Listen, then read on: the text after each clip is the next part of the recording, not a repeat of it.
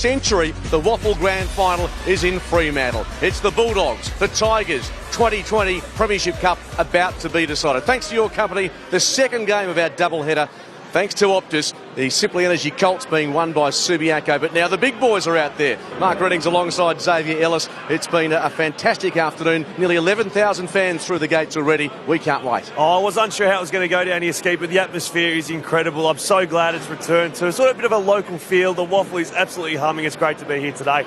Let's check in with how these two sides got to this point. And we know that they did meet in the second semi-final where the Tigers, let's be honest, they did a job on the Bulldogs. Absolutely did a number on the Bulldogs, but conditions were much different on that day. There was rain, there was a heavy wind. But of course, the Bulldogs last week strode through West Perth and found their form, I felt, in the second half of that game. So they entered this game, although having been trounced in the first week of finals, in a little bit of form. That 47-point loss, Claremont takes a lot more out of it because they won and had the break.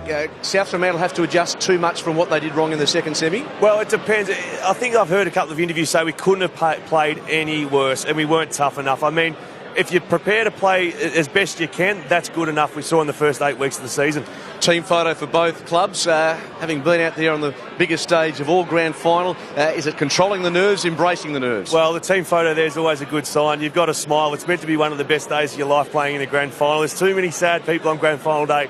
Big smile, because if you win, it's going to be on the wall for a long time. Absolutely. Let's check in with some of those names that are going to be so critical to the outcome today. This young man, Alec Waterman, hitting the scoreboard, being talked about returning to an AFL list, but first things first, he needs to perform today to get his side a flag. Yeah, started his football as an inside midfielder, now he's a crafty forward. Kicked for the third last time they met. He just pops up like a sprinkler head. He sort of is that smart that if he realises he's in congestion, he'll sneak out the back, and he's a beautiful kicker of the football. It's so good to see him playing at such a good level of football. Yes, Alec Waterman trying to get the job done, unlike his brother, unfortunately, last night at Optus Stadium, a point as the Eagles went down. But it's such a good comeback story for Alec Waterman. Had health issues going back a few years as well, so he gets his chance today.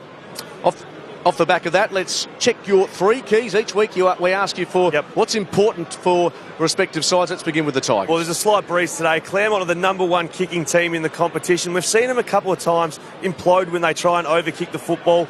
Keep it simple early. It's a grand final. The pressure's going to be on. Hit your targets, hit the easy one, otherwise go long down the line. The next best, they aren't the Sandover winners. Rogers, England and Waterman, who we just spoke about, I think are the 3 keys to Claremont today. They're the crafty, really, really skillful players. And of course, if you're under the pump, the easiest way to control the football is to take a mark, take a breather. And if they can do that whilst kicking the football and control the game, they'll go a long way to winning. Hey, just quickly, the Tigers have lost the Colts, the reserves. Does that sort of permeate through the club for a team that's about to go out and represent the league? Absolutely. On Thursday night, they would have been thinking 3-0, how good celebration's going to be. You can see the lineup there. Bolton, the Sandover medal winner, but Hamp returns. Hasn't played a lot of footy the last month. Very, very important up front.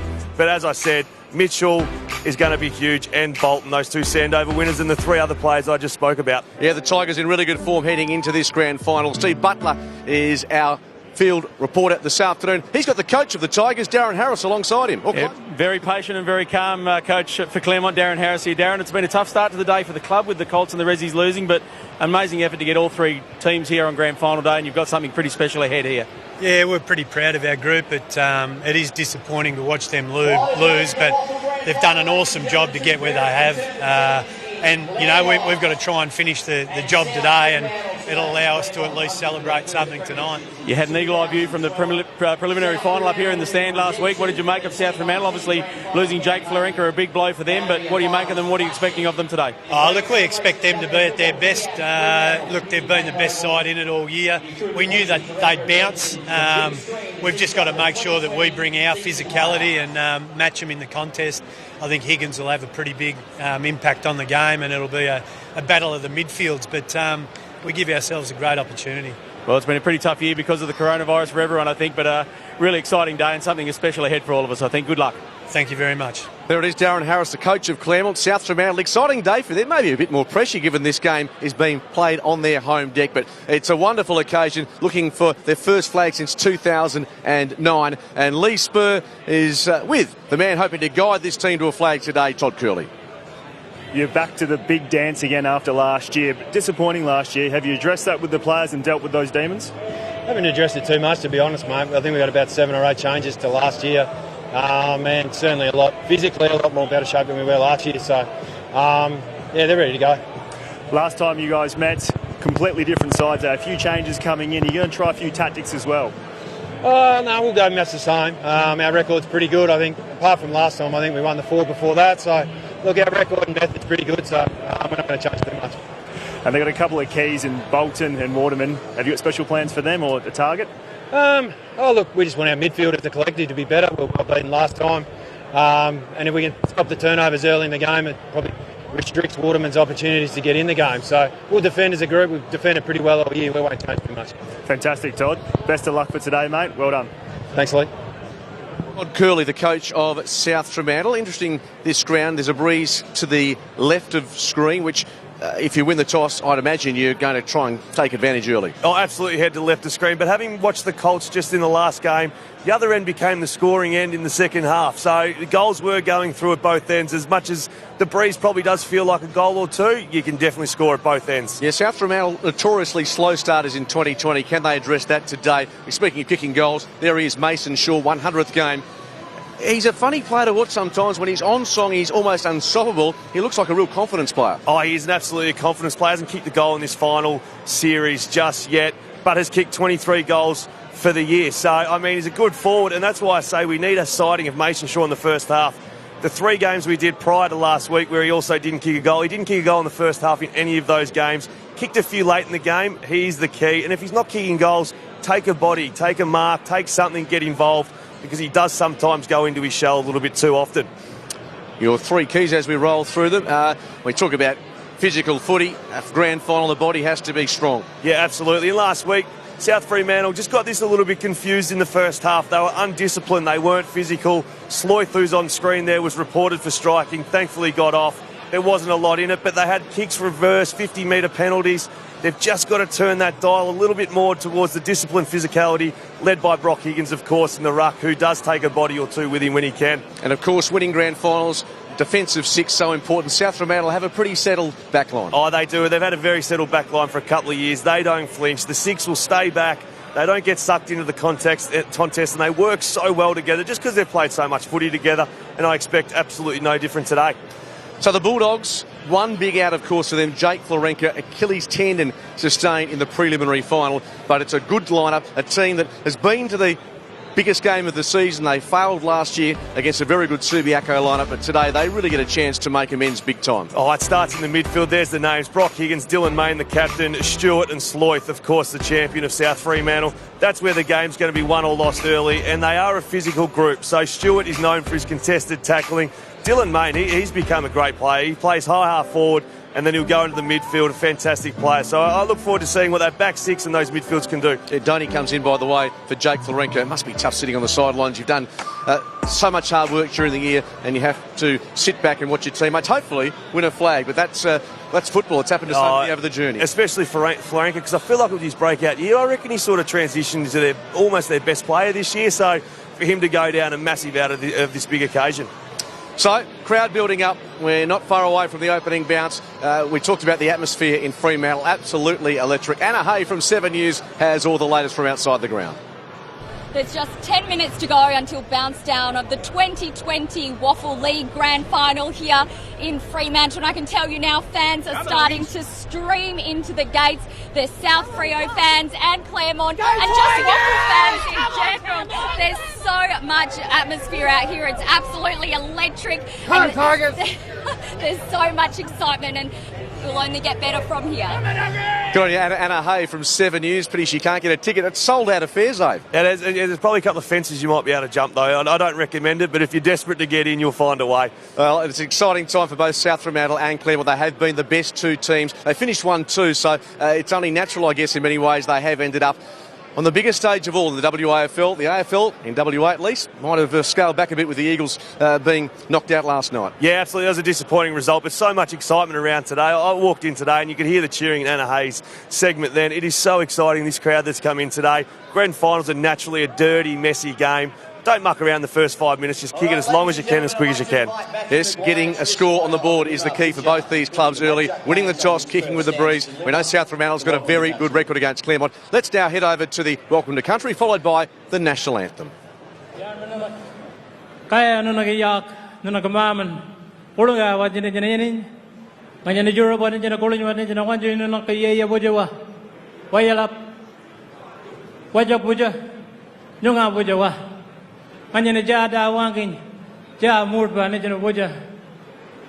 Good afternoon, ladies and gentlemen, children. It's my honour to stand here and welcome you today to Wajalap, Fremantle, to Wajak country. I welcome you in the first language of the first people of this country. I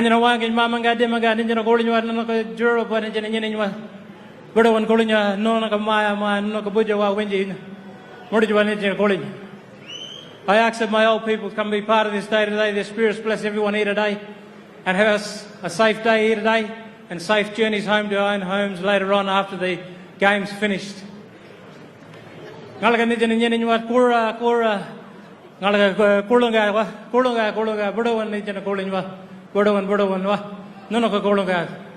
This is a land that we have occupied for thousands of years, a land that we will occupy for thousands of years to come. My children and your children walking together in this land, walking and living as one. Thank you for having me here today to come and do the welcome for the grand final, for the WAFL, for, like we all say, best game in the world, eh? I would like to share this song with you before I leave. This song is about clearing and driving away bad spirits so we all have a wonderful day today. We've been blessed with the weather already.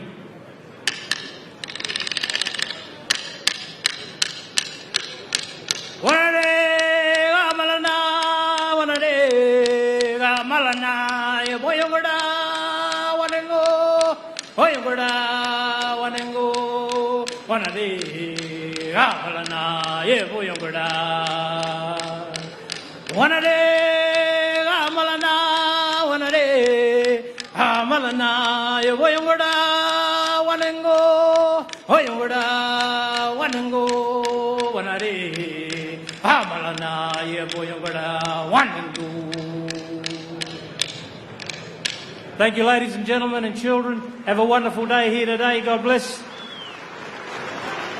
And best of luck to the two teams today.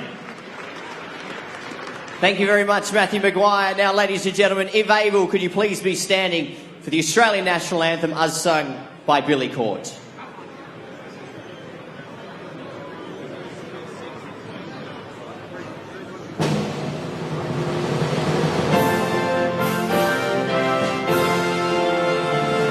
Australians, oh, let us rejoice, for we are young and free. We've golden soil and wealth of toil. Our home is good by sea. Our land abounds in nature's gifts of beauty, rich and rare. In history's page, let every stage have marks Australia fair. In joyful strains and let us sing advance Australia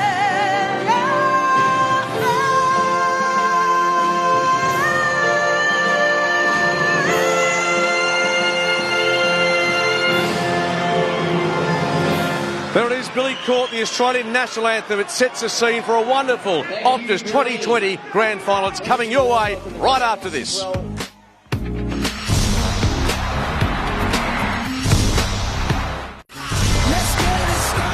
It's the first Sunday in October. It's been a crazy season. It all ends in Fremantle today. The Hardy Souls, the colour, the excitement of WAFL footy for the first time in more than a century. The Premiership decider has come to the port. I think it's a pretty wise move. Speaking of wise, here's the man who needs little introduction in these circles. Dennis Cometti, part of our grand final team. Den?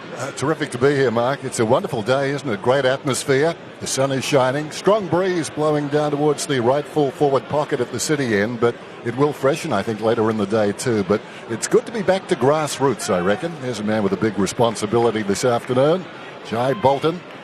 Let's get the selections in, courtesy of the West Australian.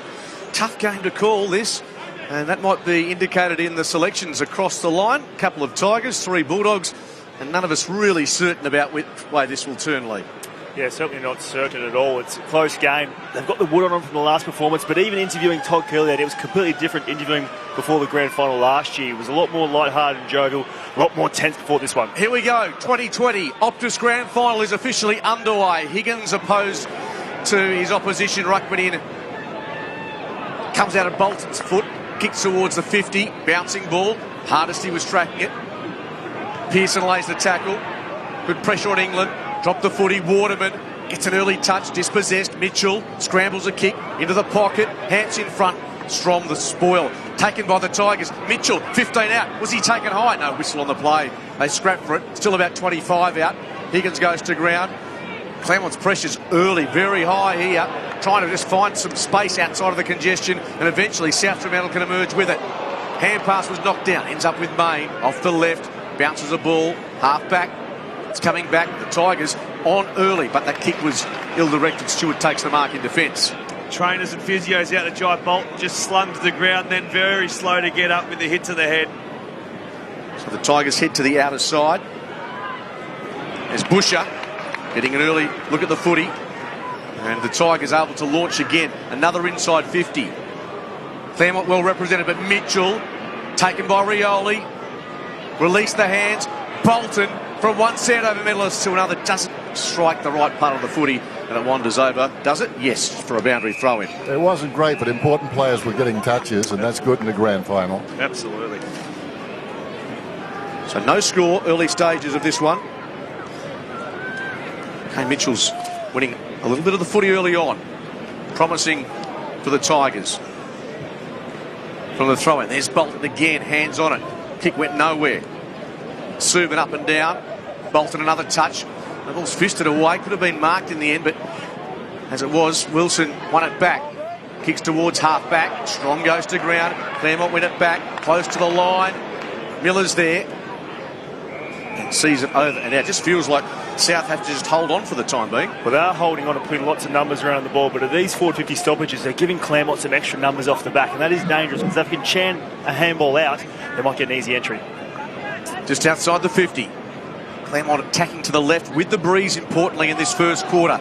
We've seen what that effect that had in the Colts. Main was held without the ball, and the South Fremantle captain can just slow things down a fraction for the Bulldogs. Interesting to see Jimmy Miller so far up the ground. He's a kick away from the action, and he's pushing up. He was on the wing moments ago. Main at the 50.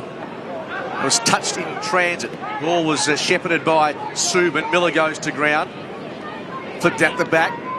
Higgins can't control it. Little hand pass came for Claremont by Eastland. Ball in the hands of Donaldson. Slick hand pass. Too slick for his target, although held a long time. Was lectured, and it'll be a free kick to the Bulldogs. It'll come back. Great attack by Donaldson on the ball. Fantastic. Through the line of the ball. He's only a light little fella also. He's keen. Short ball. Element of danger attached to that, but Busher unable to get a fist on it. 15, you reckon? Number 15, Busher, yes, but not sure that went the metres, Dan. I'll be your straight man. Thank you, Dan. Rioli from Shaw. First inside 50 coming up, I suspect, for South. Oh. Pulls it across his body. That came from down. It's the mark taken by Strom anyway. Relayed free kick or not, it will be a South Fremantle shot on goal. No, Rioli should get out of there. That was silly by Mitchell. They're having a bit of a scrap behind play. Get away, undisciplined, not needed. You've got the aid of a 2-goal breeze, and you don't need to give your opposition an easy shot at goal. If you watch the replay, Rioli was knocked out until he heard the whistle. That happens a lot, then. He went after it. Rioli, grand final, South Fremantle, Claremont. Reminds me of 1981, then, although nowhere near as... that was bigger than this. Absolutely. Here's Strom, first shot of the afternoon, and the Bulldogs into the decider are up and about against the breeze. Downfield there, we see Mitchell just hits him late, and finals and grand finals in particular, you've got to be so disciplined. You just see when you give away easy goals, it hurts you in the end. Strom, he's been opposed to Declan Hardesty early. Strom's 198, Declan Hardesty's 188, so it's a big day for him, Declan Hardesty. I think also too, yeah, it was downfield, but Strom took the mark at the same time, which is promising. Yet 11 disposals, 2 goals against West Perth. Jack Strom, he is a very versatile performer for the Bulldogs. Opening score to South Fremantle. Higgins does it all by himself, almost to the 50. Taken by Subin, just spears a kick towards full forward. Good intercept mark taken, and it's an opportunity for Claremont just to ease the pressure. Bolton the target out wide. Ball knocked away from him by Dragovic, going to ground. Bolton dragged it back in, and it spills free. Lim over the footy, Bletchenden there as well. Hand pass was slick over the top from Smallwood, back into this side. Kick down the line is good, really good. And Waterman on the sprawl. Hasn't he had a great season? Absolutely. Spears a footy off the left. Wilson tries to protect the ball drop. Out the back, Manuel. Little fumble. Retrieves it. Gives it. Mitchell. Eastland off the left. Needs some luck with that kick. Had none. And Main in the right place at the right time. Dylan Main, captain, started this game well. It's his 4th disposal. Taken by Donaldson. Awkward half volley to be gathered by Datson. And he's taken over. Good crowd too. Big one. As we said, a sunny day. The Fremantle City Council approved 10,994 to come to the game. That's a funny number. So I'm guessing 11,000 are here.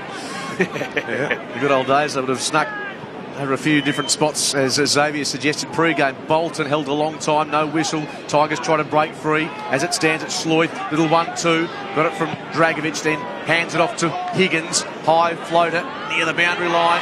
Well read by Shaw. Nothing to go too long, although he's going to try and bomb it. Well picked off by Busher. Not only the smother, the gather, then the give across to Mountford. 60 out, Rioli. Oh, there he is again. Oh, Waterman just finding the footy at will. Off the left kick, wasn't great. Lets himself down with that one, unfortunately. And Bulldogs able to clear Rioli close to the line. Worried out of it by Manuel. And, well, very promising for a moment. But tell you what, Waterman is really feeling the footy at the moment. Oh, he's a classy player. And I reckon he's a confident sort of player too. If he can pop one through early, the team will jump on his back and ride his momentum because he just got the uncanny knack of kicking 1 or 2 quickly. Stoppage. Higgins there. Mitchell tries to forge a kick through the congestion. How important are basics? You see Shaw doesn't pull back off the mark, gets smothered. We see a drop mark down there for the South Ferry player, then another drop mark. You've got to do the basics well in finals, especially early, settle the nerves. Mitchell was just wide of that stoppage, hence the ball came to him. They're making metres here, Claremont, but let's have a look. 8 minutes gone and they still haven't hit the scoreboard. I think Mitchell might be out cold. I think Kane Mitchell might be, he has just got up, he got his face absolutely smashed into the ground. He's in a bad way. It might have done some serious damage here. Well, last week we saw Luke Meadows go off the ground really early. This doesn't looks like very promising either. Yeah, it was a sling tackle, and he went. I thought he was unconscious because it was face first, but obviously the shoulder's taken the brunt of it, or the arm.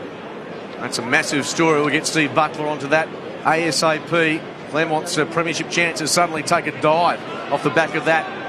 High ball from Stewart. Eastland there, so too Miller comes to the front.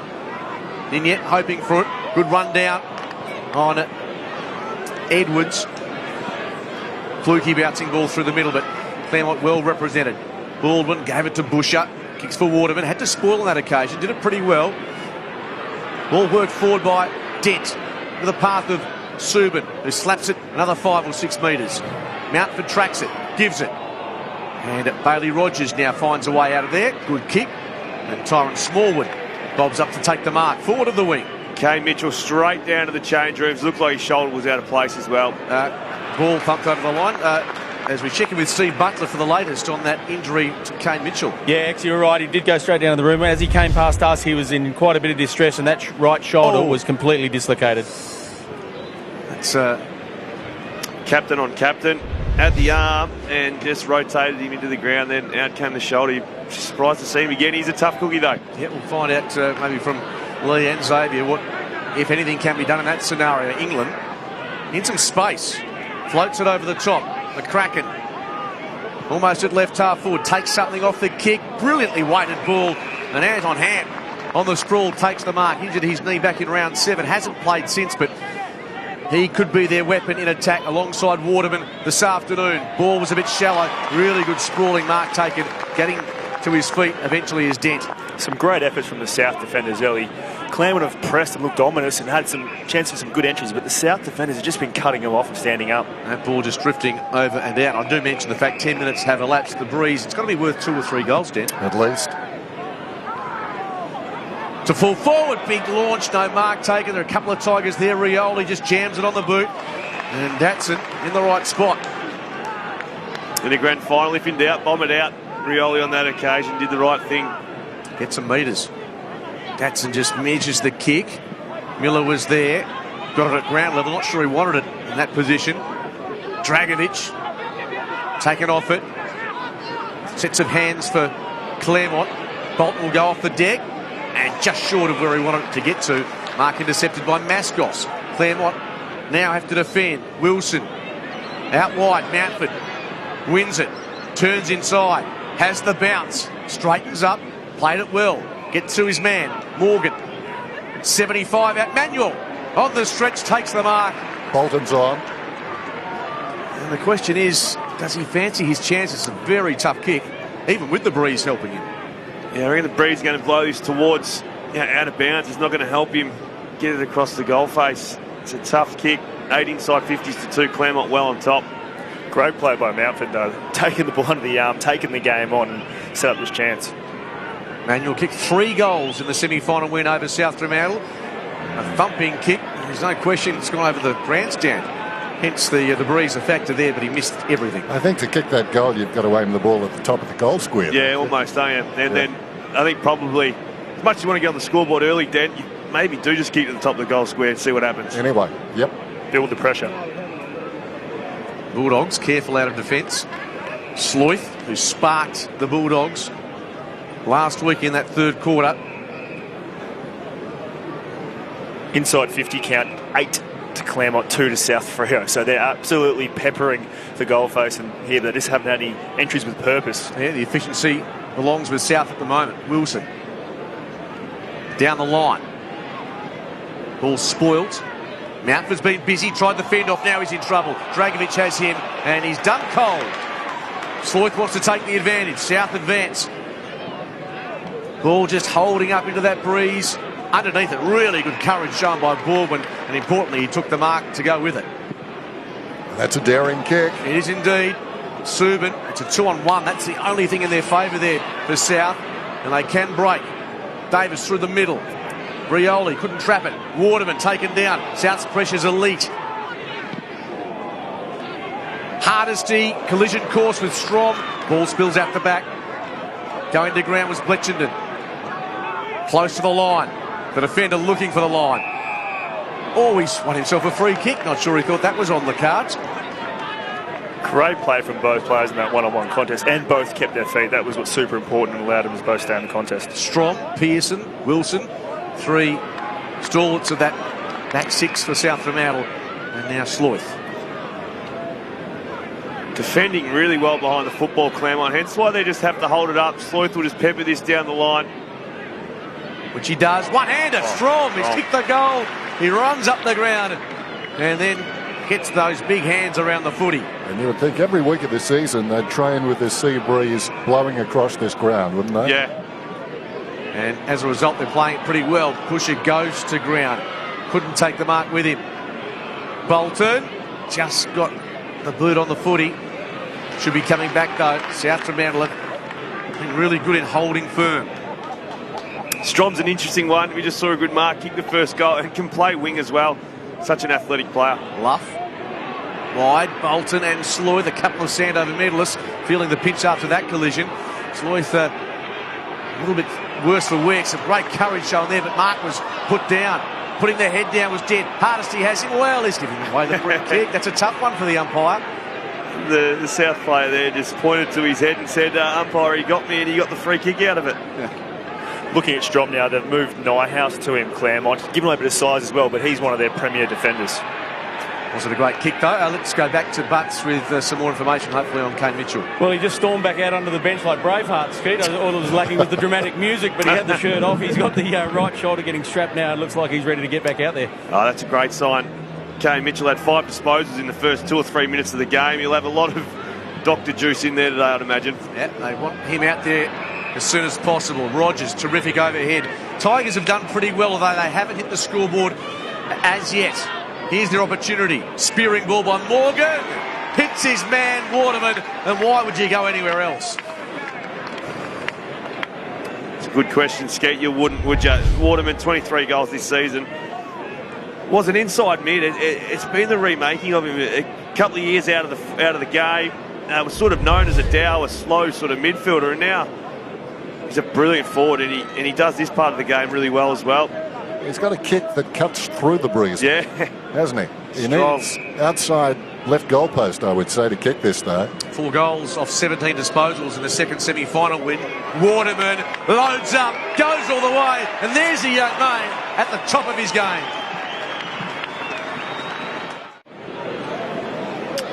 Alec Waterman pops through his first, and there is Jesus.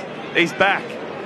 Dislocated shoulder. That looked quite graphic, and they're going to get after that shoulder as quickly and as best they can, fairly. But this is a great return by Kane Mitchell. Oh, the comeback kid. Bit of juice in there, I think, on the dislocated shoulder. Yeah, irrespective, he's managed to... Well, that must have an effect on his team. Sloith, Dragovic, hand pass a little bit shallow for Donny, in for Florenka this afternoon. Higgins lays a strong tackle. It will be balled up. Just interesting fact with Jared Donny, 24 years of age, was with the Claremont Reserves back in 2015, went and played country footy, became a star in the upper Great Southern. So he is not the most likely source for South Fremantle to turn to today, but Smallwood knocks it on for the Tigers. They're just enjoying a nice little spell here at the moment. Ben Edwards gives it off. Kick high by Lim to the 50. Waterman launched himself at the back. Manuel, 35 out. Does he go for home, or does he try to centre the ball? As it turns out, he took the wrong option. Kicked it too hard, didn't he? He should have just put it up in the breeze a bit and lofted instead of trying to spear it through. Just with Mitchell returning, he can also now, he can go to a Sloith or a Main and just stay behind. He's just another player out there, just protect the arm a little bit. Rotations, it's a big return. Zach Strom is doing it all. Goes off the deck. Lim was involved in that. Datsun comes back through the middle. Here's Main, and Sloith has peeled off. Some space for the Sandover medalist. He's got a player who's come just off the bench. That was Verrier. Ignores him. Goes more centrally. Hits up his target about 50 out. And a chance here for Cody Ninyet, albeit against the breeze. So he just angles it into the pocket. Good kick, well weighted. And there he is, jumping Jimmy Miller. So what about Dylan Main? Unexpected, took a risk, came to the scoring side of the ground, had no compunction in doing that. This was a good kick too, and a good grab. You're a big Jimmy Miller fan, aren't you, Dad? I like him. Reminds me of Tom Griliasic. Wore the same number. Kicking for goal hasn't been that great this year, though, Den. 6 goals, 10. Tom wasn't that reliable. There is Miller. Fine mark. And he misses by a long shot. He's missed a lot, so there was never any certainty as he lined up for that one. Well, even there, the breeze makes it tricky, doesn't it? Yeah, especially the right footer blowing away. It's a tough kick. That's the hardest pocket on the ground to kick a goal from that side. Used to train here all the time, and we used to line up there if we went up the dugout. You'd very tough to kick on a breezy day. Tigers escape, still with that 1 point lead intact. Bolton chips the ball with some element of danger. Mitchell is going to be feeling that shoulder. Certainly his opponents will throughout the rest of the afternoon, testing it out. Hardest he's over the top. High contact, though. South Fremantle free kick. Verrier gave it a push then. Yep, Mascos. Beautiful spearing ball. Mason Shaw didn't have to move. And now here's an opportunity to find out what this breeze is worth, because Shaw will have to kick the best part of 50. Yeah, we saw in the Colts game, the under-18 full forward kicked 155 from a very similar position. I think the distance will be fine. I just think it's the accuracy with the ball. It's going to blow to the left of screen. Really impressed with South's forward movement. They're creating space for each other, working hard. Even the previous centre, just opening it up, making it big. Mason Shaw's kicked 23 goals, 11 this year, so accuracy has been pretty sound. Not on this occasion. Taken off hands. Uzi run down and done. Well, there's a little moment that South Fremantle can use, and they come together in the pocket to talk it over. We saw this last week, though, Skeet, when they came to the pocket to talk it over, they managed to reverse a free kick from a very, very similar position. So they're wise, they've just dispersed very quickly. Not in yet. Another fascinating journey for the Perth Footy Club. COVID meant he had to go and work up at a mine site in the Pilbara, returned in a prelim, kicked a goal in a grand final side, and now the Ninja hits the post. Got to make the most opportunities in the final, especially a grand final. They've got to kick them. That could come back to haunt them. It was a tentative kick. Rogers, look at the carry on that. Almost up to the wing. Mascos, intent on destruction. Rogers up to 6 disposals, kicking at 80%, the highest on the ground by a long way for those who've had a few. It was a beautiful kick, but it went well wide. Yeah. Maybe cut the difference back towards the centre. You never give away the goals from that close. You always aim for the middle, don't you? That far out. Doesn't matter what the breeze is doing. That's right. Stewart is there as well. Higgins goes to ground. All tied up, and at the 21-minute mark, I reckon Todd Curley would take that score on. Oh, absolutely. But as I said in the previous game, the goals were kicked at both ends. But you're right, they were under the pump early too, with the inside 50 count at one stage being 2-8. They've done well to get it back to a 6-10. That short quarter, Brock Higgins and his teammates look up at the scoreboard, as do the Tigers. And no advance on where we started in terms of which side is in front. A wonderful opening quarter. Optus Grand Final number 2020, and it is 1-1-7 each of two. A bit happening after that first siren as well. We'll be back to sort that out as well after the break. There's a high ball. Don't you diddle, don't you daddle, you better skedaddle. You need to run for your life. Well, like Virginia Creeper, well, didn't want to keep her, just maybe for a while. You're lately in a hurdling. Well, I feel that day. It's the biggest day in local football, the Optus WAFL Grand Final. These two teams have been the best in the business in this short, crazy year, and they've turned on a show in this opening quarter. Zach Strong kicks the goal, the only one for South, but kicking against the breeze, that's a pretty good start for the Bulldogs. 1-1-7 each of two. Oh, the inside 50 count had just started to level up. Claremont were well and truly on top early. Actually, Claremont probably had control of the game the first 10 minutes, then South and Claremont again. So it's been a tremendous start. And of course, South Fremantle in that quarter, kicking against what we believe the two-goal breeze. Both sides a bit jittery early, though. I acknowledge that the breeze and the conditions are perfect for elite skills, but they're going at 49%, 45% as team kick efficiency. That's a sign of the nerves. They need to settle, start moving the ball better by foot, and then the game will speed up. Yeah, only thing I'd say on that is if you're under the pump, just get the 50 metres, and if it's effective or not, you've just bought yourself 50 metres in a bit of time. Yep. So there it is, Kane Mitchell out there. Great to see. Steve Butler has the coach of the Bulldogs with him. Yeah, got Todd Curley here with some good ball movement. You're able to create some space. You probably should have had a lead there, Todd. Yeah, it's a tricky breeze though. Tricky to kick goals at this end, I think. So, look, we think we probably could be a bit more bolder. There's a few times we chose to hold up and go down the line. So, but please, look, I think we defended pretty well. How do you use this wind this quarter then? Do you use it long, or do you have to keep the eyes low a bit? I think you just play. Don't worry about the wind and just hopefully get it forward. Good luck. Cheers, mate. Keep it simple in a grand final. That makes sense. Yeah, I think they've got to play fast. With this breeze, play fast. 8 free kicks to 1. Favourite who, Dan? South Fremantle. Home ground. The noise of affirmation. And it does get a bit rowdy downstairs. The wet areas here at Fremantle, but it's a fantastic sight. The banks are essentially as full as they can be in these COVID restriction times. Second quarter underway. And Eastland opposed to Higgins. Ball doesn't look like it's coming out of there in a hurry. Couple lead disposal getters. Bolton 9, Rogers 7.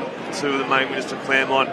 Dylan Main 7 and Sloyth 6. And of course Dylan Main, that big tackle on Mitchell. Ball tossed up again. Higgins might have had the best of that. England digs it out, gives it to Lim. Noah Strong knocks it clear. Rioli overruns it. Mitchell ditto. It's all happening close to the line. And then South get the clearing kick. Playing in front is paid off, and 50 metres there, hang on. Oh, silly. It is 50. Mountford sure he had to make any contact at all on Donaldson, but he has, and this is now a scoring opportunity. I think that's the thing, Dan. I don't think he needed to make contact. There was nothing in it, but he didn't need to make the contact to start with. Not at all. The emotions in a grand final, you've got to quell them, you've got to absorb the pressure and just can't give away silly frees. I've said it earlier in the broadcast, but you can't do it. The levels of arousal in a grand final, you have to have it at a reasonable level, but yes, it's that fine line. Donaldson from 50 straight into Mountford, so that's an interesting conclusion to that little warring duo. Datson, really good evasive skills, and the Bulldogs punch it in the pocket. Strong out in front. He can do everything, this man. At WAFL level, he is such a supreme athlete. He is. Early in the year, he played wing, and he'd have a 180-centimetre wingman on him, and the game plan a lot of the time was move the ball via the wings to one-on-ones. We've seen him kick one from a contested mark, which was downfield essentially, but he marked it. He's taken a contested mark on the outer wing as well, and another one forward. He is very dangerous. How lucky are we? Look at the crowds in Western Australia at sporting events. We are very lucky. Strong. Well, the build-up was significant and always a tricky pocket to kick from in any case. Like it hit a wall, that one. Just snuck through for a behind. Rogers stabs it to the pocket. Hardesty in position.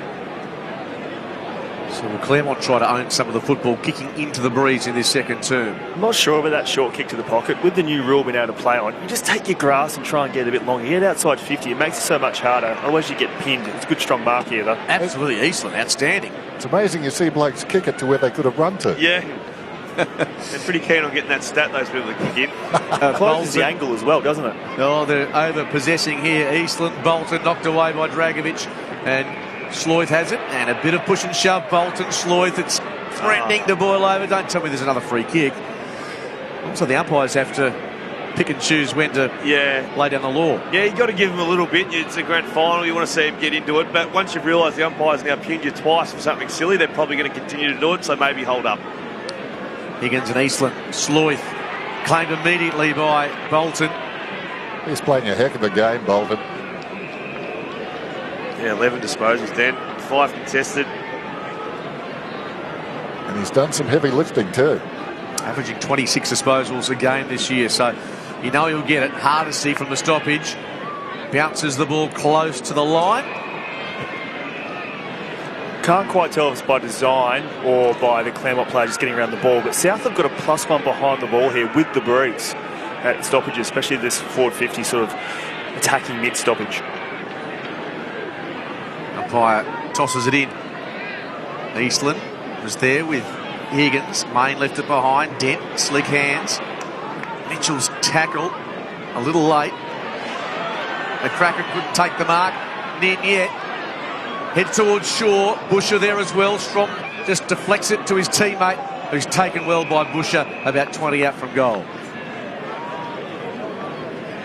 That spear behind the ball has come off, but another man has come on. Mascos was the man who was just trying to stay a kick behind. Stoppage. Stewart can't quite take it with him. Ball trapped underneath a few bodies there as well. Yeah, Claremont are just simply opting for the half forward to get involved in the stoppage, and South Fremantle, their back six is so strong, they're refusing to go up, so that's generating the spare. Dangerous spot here for Claremont. Miller flips it out the back. Donaldson, a specialist, around his body, and he makes that one count.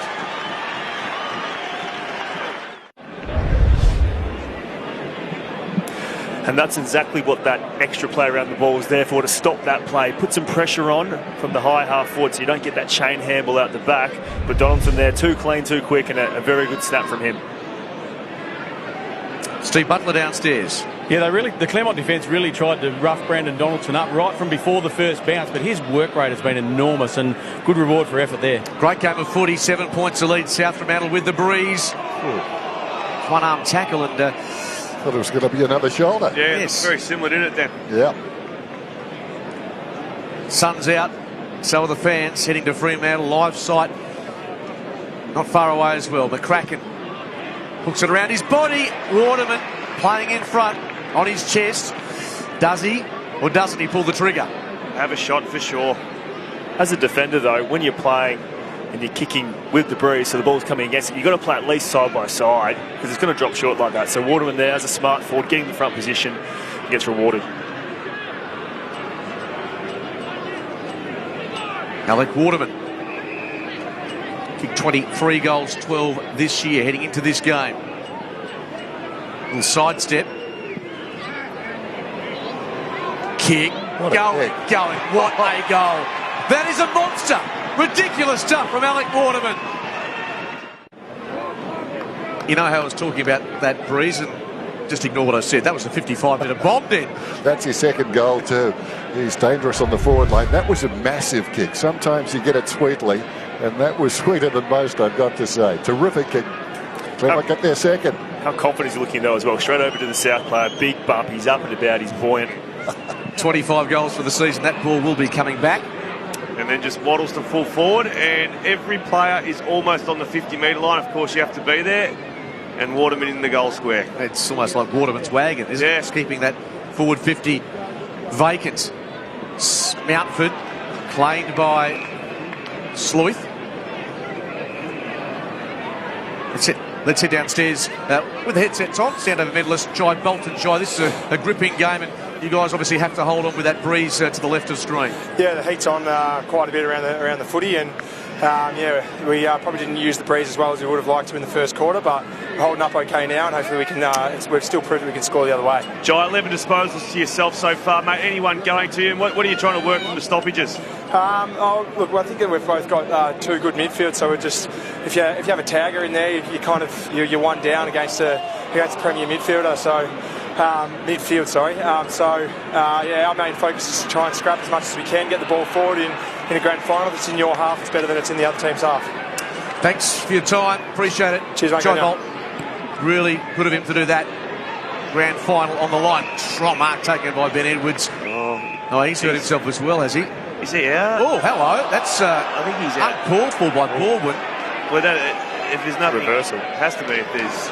But he is either done his shoulder or he was out cold with his arm up, and I think potentially he might have been out cold. He's out cold. What's the head? Yeah, no, the arm goes up. There you go. You don't ever want to see that, but you won't see him again today, unfortunately. When he went down, wasn't it? It wasn't the spoil. It looked like when we both land on top of him, his head just hitting the deck front on. Interesting to see what the umpire does with this, because... Well, he's going to keep it to Claremont, and I think, to be honest with you, yeah, he's setting on his backside. You've also knocked his player out. I think 50-50. Unintentional knockout, and you get... No, I know, but it was late. Dead? Well, if that's how the umpires think, I'm surprised. Good enough. I think when you see a player cockroaching, you sort of think, well, yeah, just everyone's okay. Just get the feeling this game might just teeter on the edges at the moment. There's a bit of feeling out there, pushing, shoving, holding. Bolton on the lead. And does he get there in time? No. Half volley. Ninyet strong at the body as well. They go at it again. Look, Bolton and Ninyet will keep an eye on that. Centering kick. Rioli knocks it away.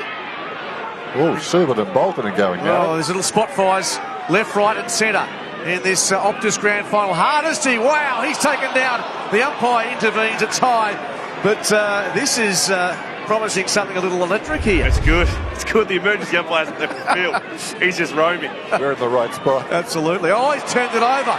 Well, Hardesty, that type of kick, that just invites disappointment into your life. Donaldson to Verrier, 53 out. Not intent on going for goal, looking to the pocket. Spoiled came, watch out. Sleuth, the kick is always a bit shallow. Didn't strike it all that well off the boot. He's been quiet, hasn't he, Sleuth? Well, Verrier there as well. He had Subin going past, a big booming left foot kick. He just needed to give the handball to him, and I reckon he would have set sail from about 45-50. Morgan off to Busher, too much on the kick for England. Main's been terrific. Stands in the tackle, just got a fist on it. Oh, the umpire didn't see that, but blindsided. Absolutely. And you can excuse him for that.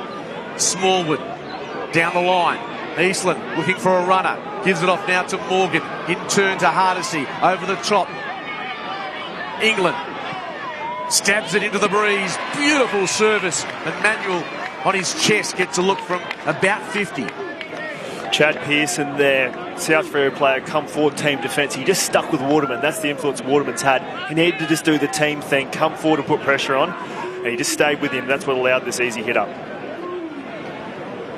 Using the Matthew Lloyd method, tossing some blades of grass into the air to try to get a read on this breeze, which... Well, he had two-siders in the first quarter, one out the full and a behind, so you're right, he's had a couple of looks. At the other end of the ground, what can Manuel produce here? The kick just always heading off to the left, and that is the theme from what we've seen so far in this game. Had to start it further to the right, no question about that. He knows that now anyway, but it's almost half-time.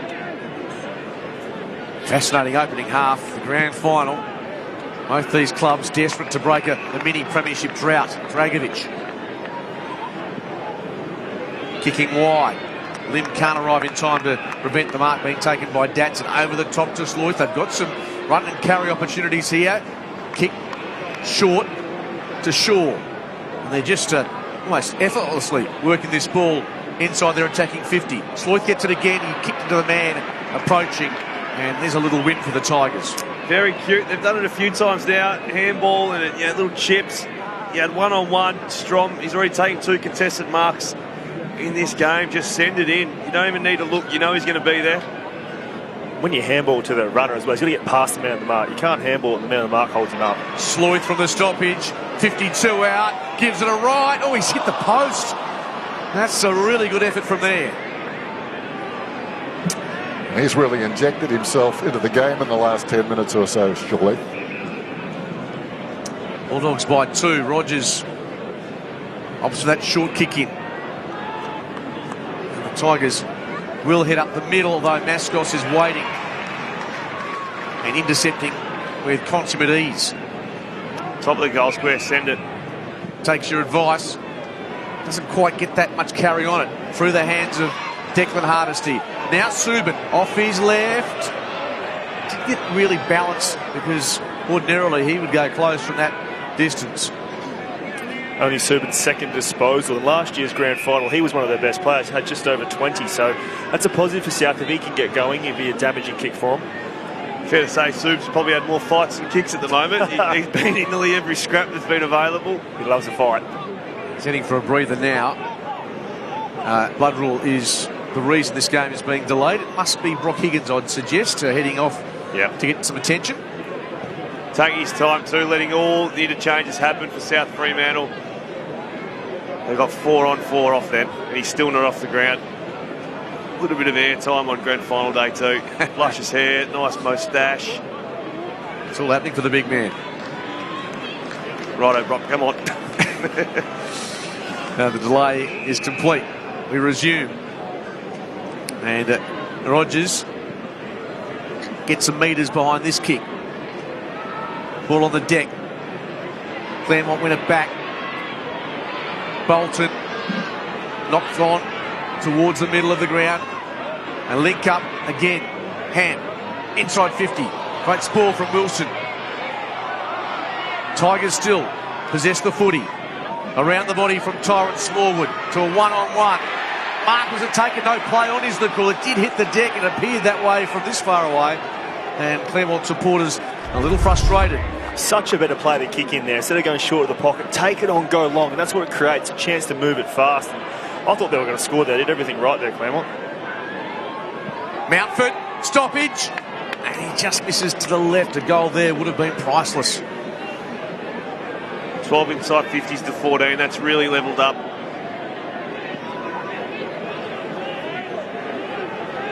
Pensive crowd, they're enjoying this spectacle. A competitive grand final. We haven't seen one of those for a little while, have we? We'll take it, absolutely. These two sides trading blows in more ways than one in this opening half of the Optus 2020 grand final. Miller with the spoil, Mountford at the spill, and Main ensures it goes back to a 50-50 contest.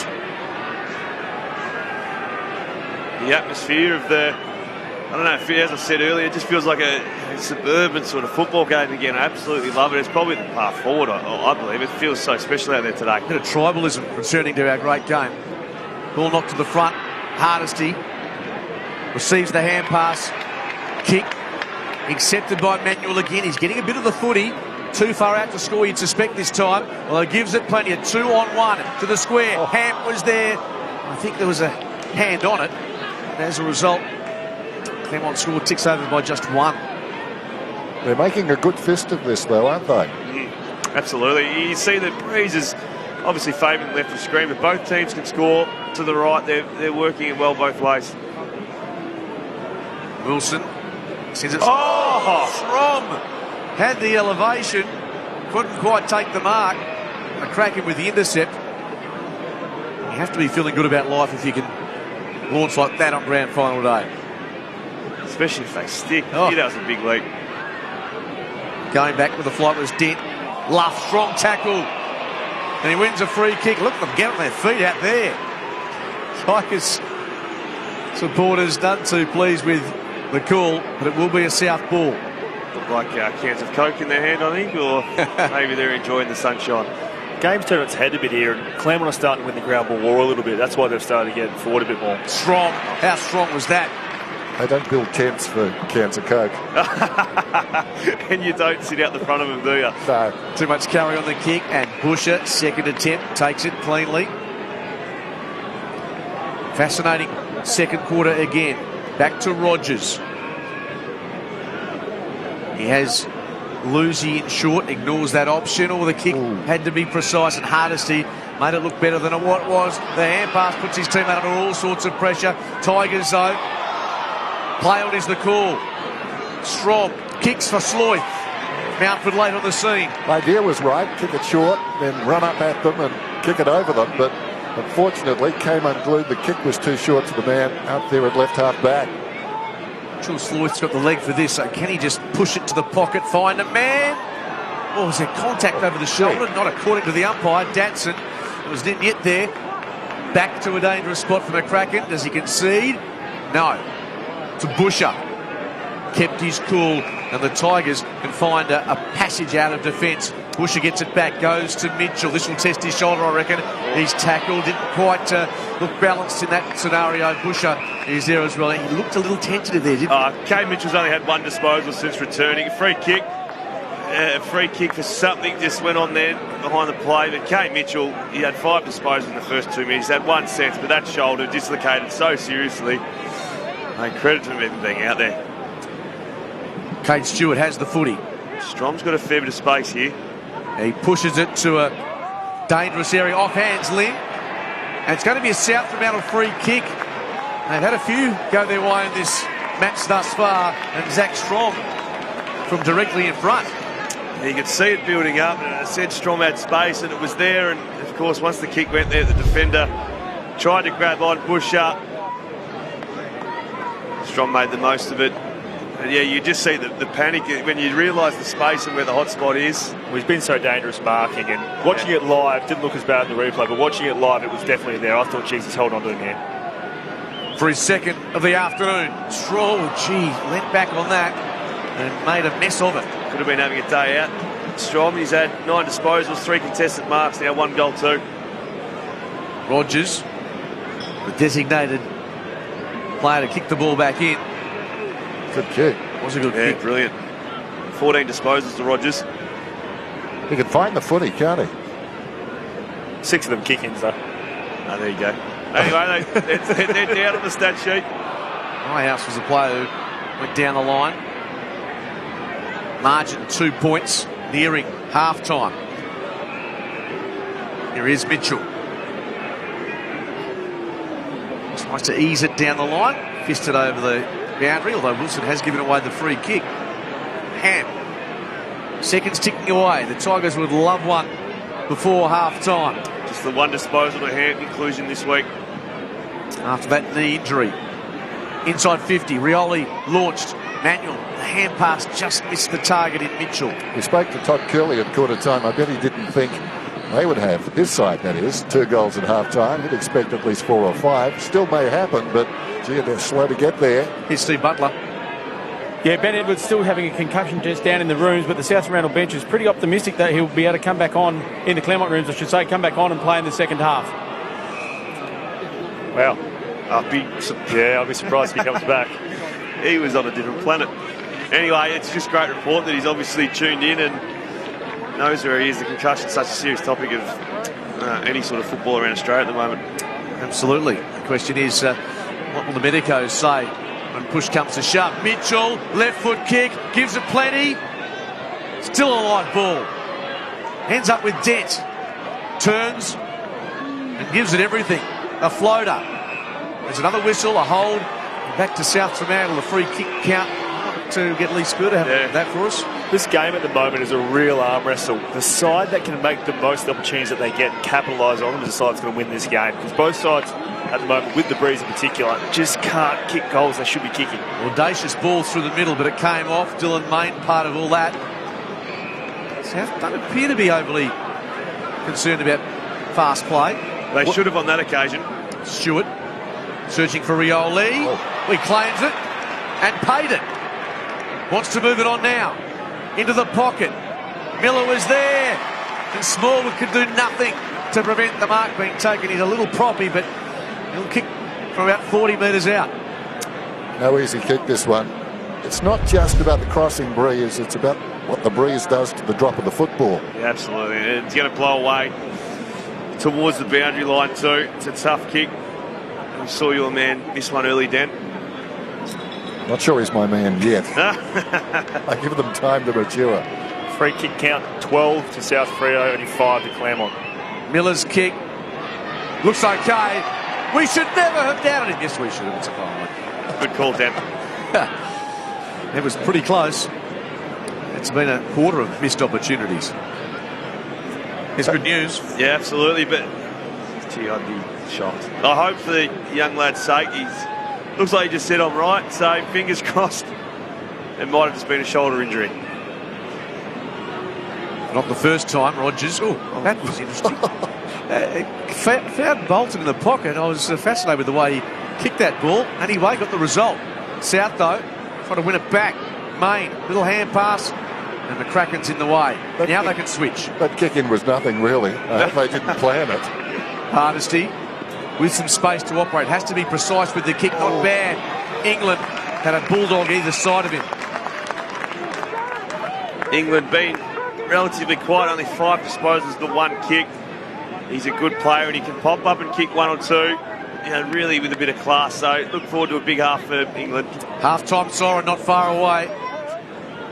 Eastland, Higgins, Donaldson the tackle on England. You could see the effect of the breeze there on that boundary throw-in. That ball certainly drifted right to left. Yep.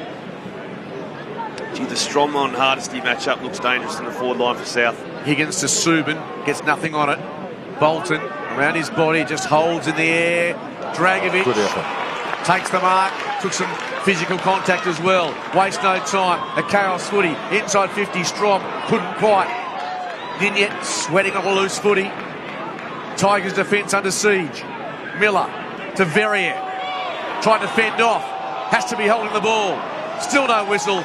Doesn't matter. But what a first half we've seen. 2 Warriors going at it for 2 quarters. Yeah, just stay with it. There might be a little bit.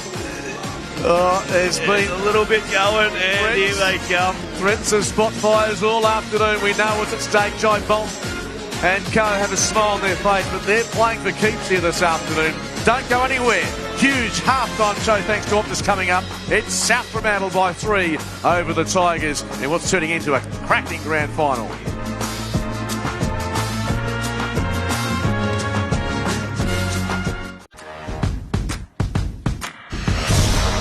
Welcome to the Optus half-time show, the 2020 grand final. Have we got a game on our hands? Alec Waterman, dangerous in attack. South Fremantle just with their nose in front at the long break. But it has been a low-scoring, physical affair. Donaldson swooping in that second quarter. It's beautifully poised as we take the grand final to Fremantle. It is 2-7 playing 2-4. Yeah, very even game. Skill errors all round, but it is a little bit blustery. You can see there, Bolton lead the way as it usually does, and Rogers, a fantastic player for Claremont. Sleuth and the captain, Dylan Main, getting involved. Disposals even. It's just been an even game. The inside 50's balanced out after Claremont got away to a 2-8 inside 50 count. free kicks down the bottom for Claremont supporters might not be overly happy. 5-12 there. Let's have a look at what's transpired so far this afternoon. South Fremantle. This was Schromm launching himself. It might have been a relayed free kick anyway, but he did the job, took the mark and then finished it off. Yeah, 3 contested marks in that half. Schromm, he kicked 1 goal, 2 could have been the difference. But once Claremont got their opportunity to go inside 50, they've got one man who's super dangerous, Alec Waterman. He kicked 2 in that half. You can see there from 50. Absolutely easy walk in the park for him with a beautiful left foot. Yes, needs a couple other forwards to come along for the ride with him in this second half. Donaldson, once it got out the back door, it was always trouble time for the Tigers. He loves those types of goals, but it became a real arm wrestle, physical affair. McCracken inside 50. Mark taken by Waterman. How about this? We talk about a breeze favouring the left of screen. That covered the best part of 55. Yeah, we've said it all year, haven't we, Skeet, watching him. He's a tremendous player. He's got real power in his boot. He's got a lot more power than probably most of the players out there, and carried that 55 metres against the wind quite comfortably in the end. Alec Waterman trying to keep the Tigers in this contest. They're only down by 3. This is a fascinating grand final. So many one-sided Premiership deciders in recent years. Not today from the evidence we've seen. A great atmosphere. Around 11,000 fans have come to this venue for the first time in 100 years plus. We've got a grand final. And of course, it's not just here. Outside as well. There's a bit happening, supporters, and a wonderful field in Freo. Anna Hay is amongst it all. If you missed out on a ticket to Fremantle Oval but you still wanted to soak up that grand final atmosphere, then this is the next best thing. It's the live zone at the Esplanade. There's families here, there's things for the kids to do, and there's even a special half-time performance that I can see is just about to kick off. But I can tell you there are a few rattled South Fremantle fans down here just hoping that their team comes out on top today and that the Premiership Cup returns home to the Port City. Thank you, Anna. Anna Hay from 7 News. What a spectacular afternoon from football. The WA Football Commission taking the footy to the fans, and for now it is getting a big thumbs up. It is half-time, a 3-point lead to the Bulldogs over the Tigers. Coming up shortly, we've got the Kia Stingers of the week, our Volunteer of the Year thanks to Optus, and plenty more as part of the Optus halftime show.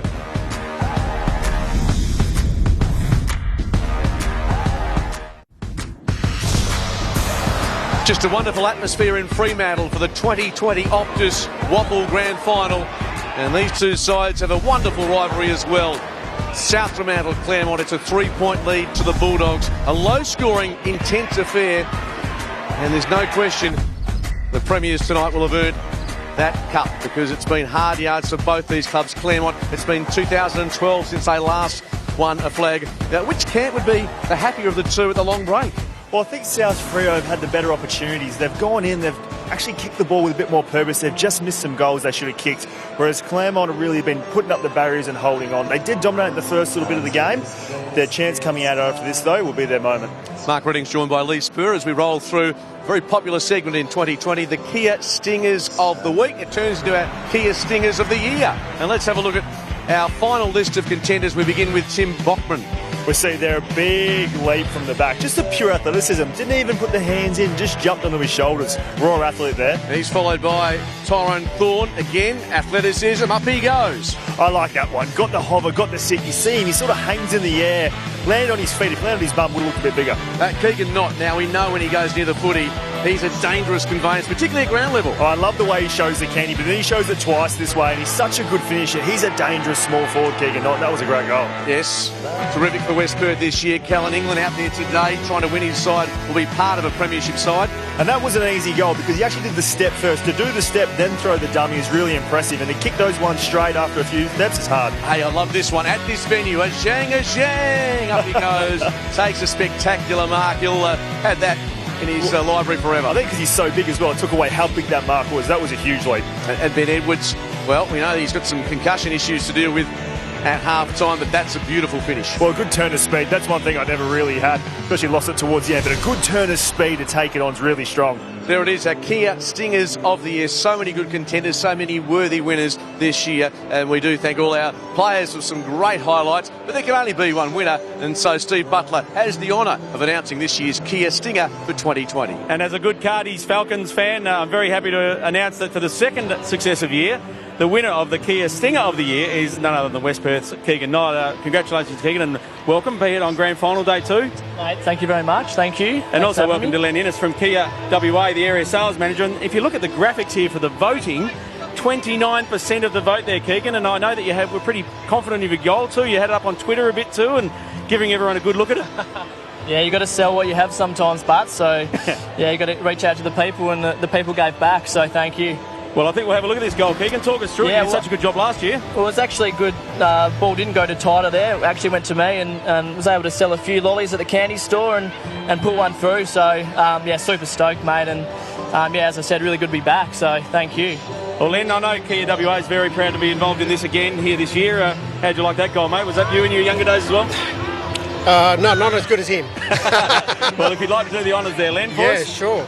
Look, on behalf of Kia Motors Australia, we'd like to congratulate you on winning the 2020 Kia Stinger of the Year award, and like to present you a cheque from behalf of Kia for $1,000. Thank you so much. Appreciate it. Thanks, Len. Thanks a lot. Thank you. And thanks a lot for being here, boys. And Keegan, we love watching what you do out there, mate. Don't go changing for anyone, all right? All right, I won't, mate. Thanks, Butts, and thank you. Congratulations. Cheers. And thanks so much, Len, for Kia as well. Thanks, mate. Thanks, Len. Cheers. There it is, thanks to Kia, and of course well done to Keegan Knight. He sold some candy, but he did get the chocolates in the end. Well done to him. Time now, though, to announce the 2020 Optus Volunteer of the Year from the Dampier Football Club. His name is Russell Turner. Congratulations, Russell. The president since 1997. He's heavily involved in the running of the club, both on game day and during the week. He's also been instrumental in incorporating a women's competition. He's passionate about the well-being and mental health of his staff and supports his committee, coaches, players and families both on and off the field. An outstanding relationship with the playing group. He's got club and mentoring roles throughout as well. Russell, you are a worthy winner of the 2020 Optus Volunteer of the Year award. Thanks to Optus again for this wonderful recognition of our volunteers who do so much for the game in at this state. Time for a break. Optus halftime show about to end. The third quarter is coming up right after this.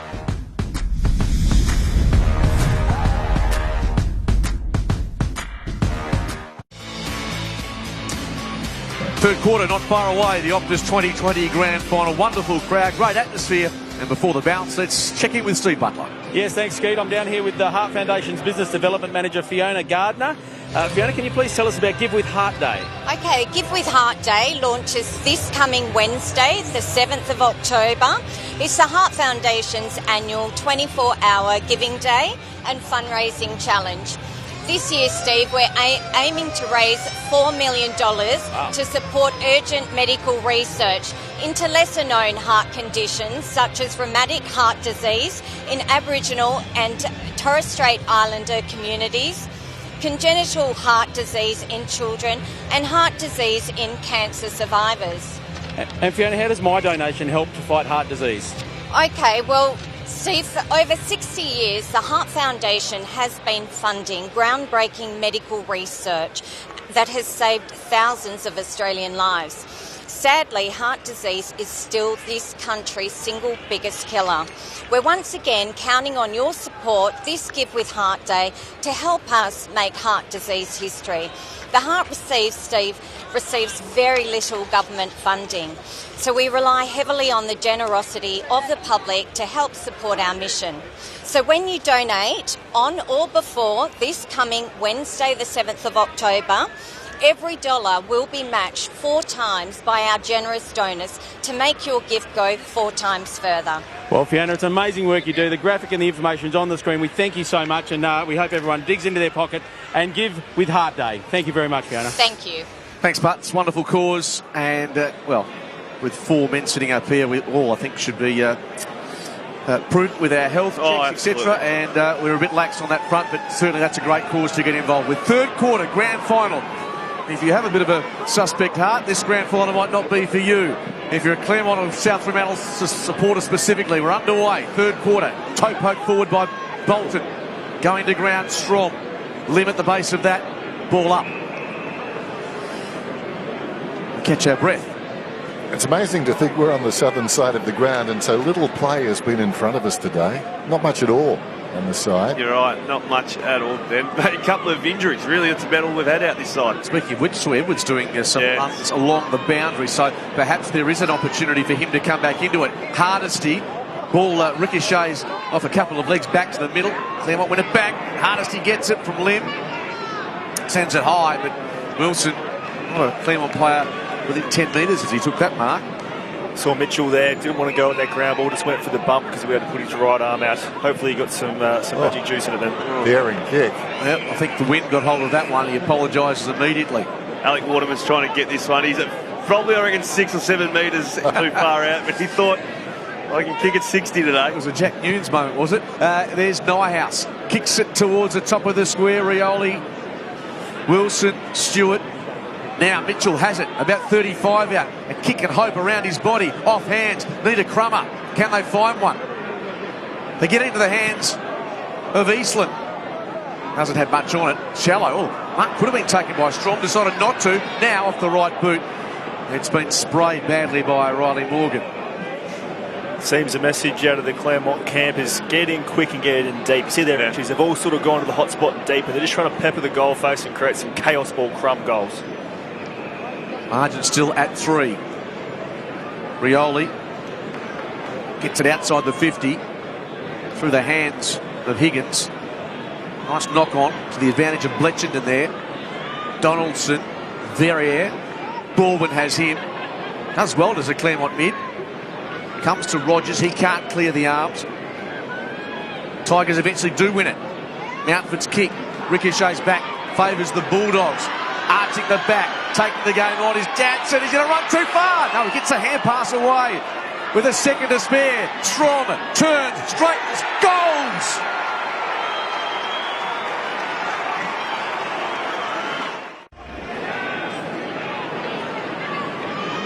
South Fremantle, run, carry, almost Strom. He's playing a fantastic game. Pops through his second. He's kicked 2 of the 3 for South Fremantle. And off they go.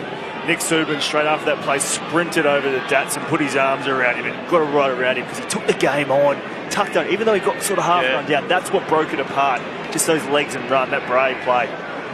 Tigers had a fair bit of the footy in the opening few minutes, but the first goal of the term belongs to South Fremantle. Sloyk will win the clearance for the Bulldogs. Sets it out in front of Main. Sits okay for him. The captain needs support, gets it. Eventually, in the form of Doney. Another entry for the Bulldogs. Great hand, Strong. Well, he's putting his hands up for high honours at the end of today. If he can go back and kick another one. Matchup needs to be changed. They're just a big height difference, and Shaw hasn't had a touch today, and he's not a powerful mark. So you've got to get someone with a bigger body. I think it's time for Busher to have a go. Yeah, good call. They've changed it to Nyhouse at the start of this quarter from Hardesty last half. Yeah. But he's still the same height, 188. It's a 10 centimetre height gap save. It's Zach Strom may not have the journey in it. That ball's come off hands, has it? Will be tossed into play. I think he set that up in the end. I think he sort of thought that maybe potentially he caught Claremont snoozing, but they managed to get it out of bounds, and away we go again. Tigers in a low-scoring game would not enjoy conceding another goal here. Kick right to the goal line. Is that a mark? Played it. Main, the captain, has it. Very tight angle, but only about 3 or 4 metres out. Dylan Main, big game. Coming in for 14th disposal. Most any South Fremantle player. 7 contested disposals. Around the body, 2 or 3 steps, and he becomes the main man in a grand final third quarter, which is taking huge significance. Dylan Main getting a goal. Third season as skipper, took over from Ryan Cook. The proverbial captain's goal. Absolutely. Wonderful effort. That margin now 15 points as we head downstairs. We've got a guest with the headsets on. Sam Fisher, the Sandover medalist, joins us for a chat. Sam, thanks for being part of our coverage. What's the first week of being a Sandover medalist been like? Oh, it's been a whirlwind couple of days. Obviously, I was pretty unexpected to win the medal, but it's a massive honour, and yeah, it's been a very cool experience. Sam, your first season in the WAFL winning the Sandover medal, how does it compare to the VFL, even though it's been a COVID year? I think the main difference is, I suppose, there's the style of the game is just a lot more free-flowing, which allows, I guess, players to bring their X factor.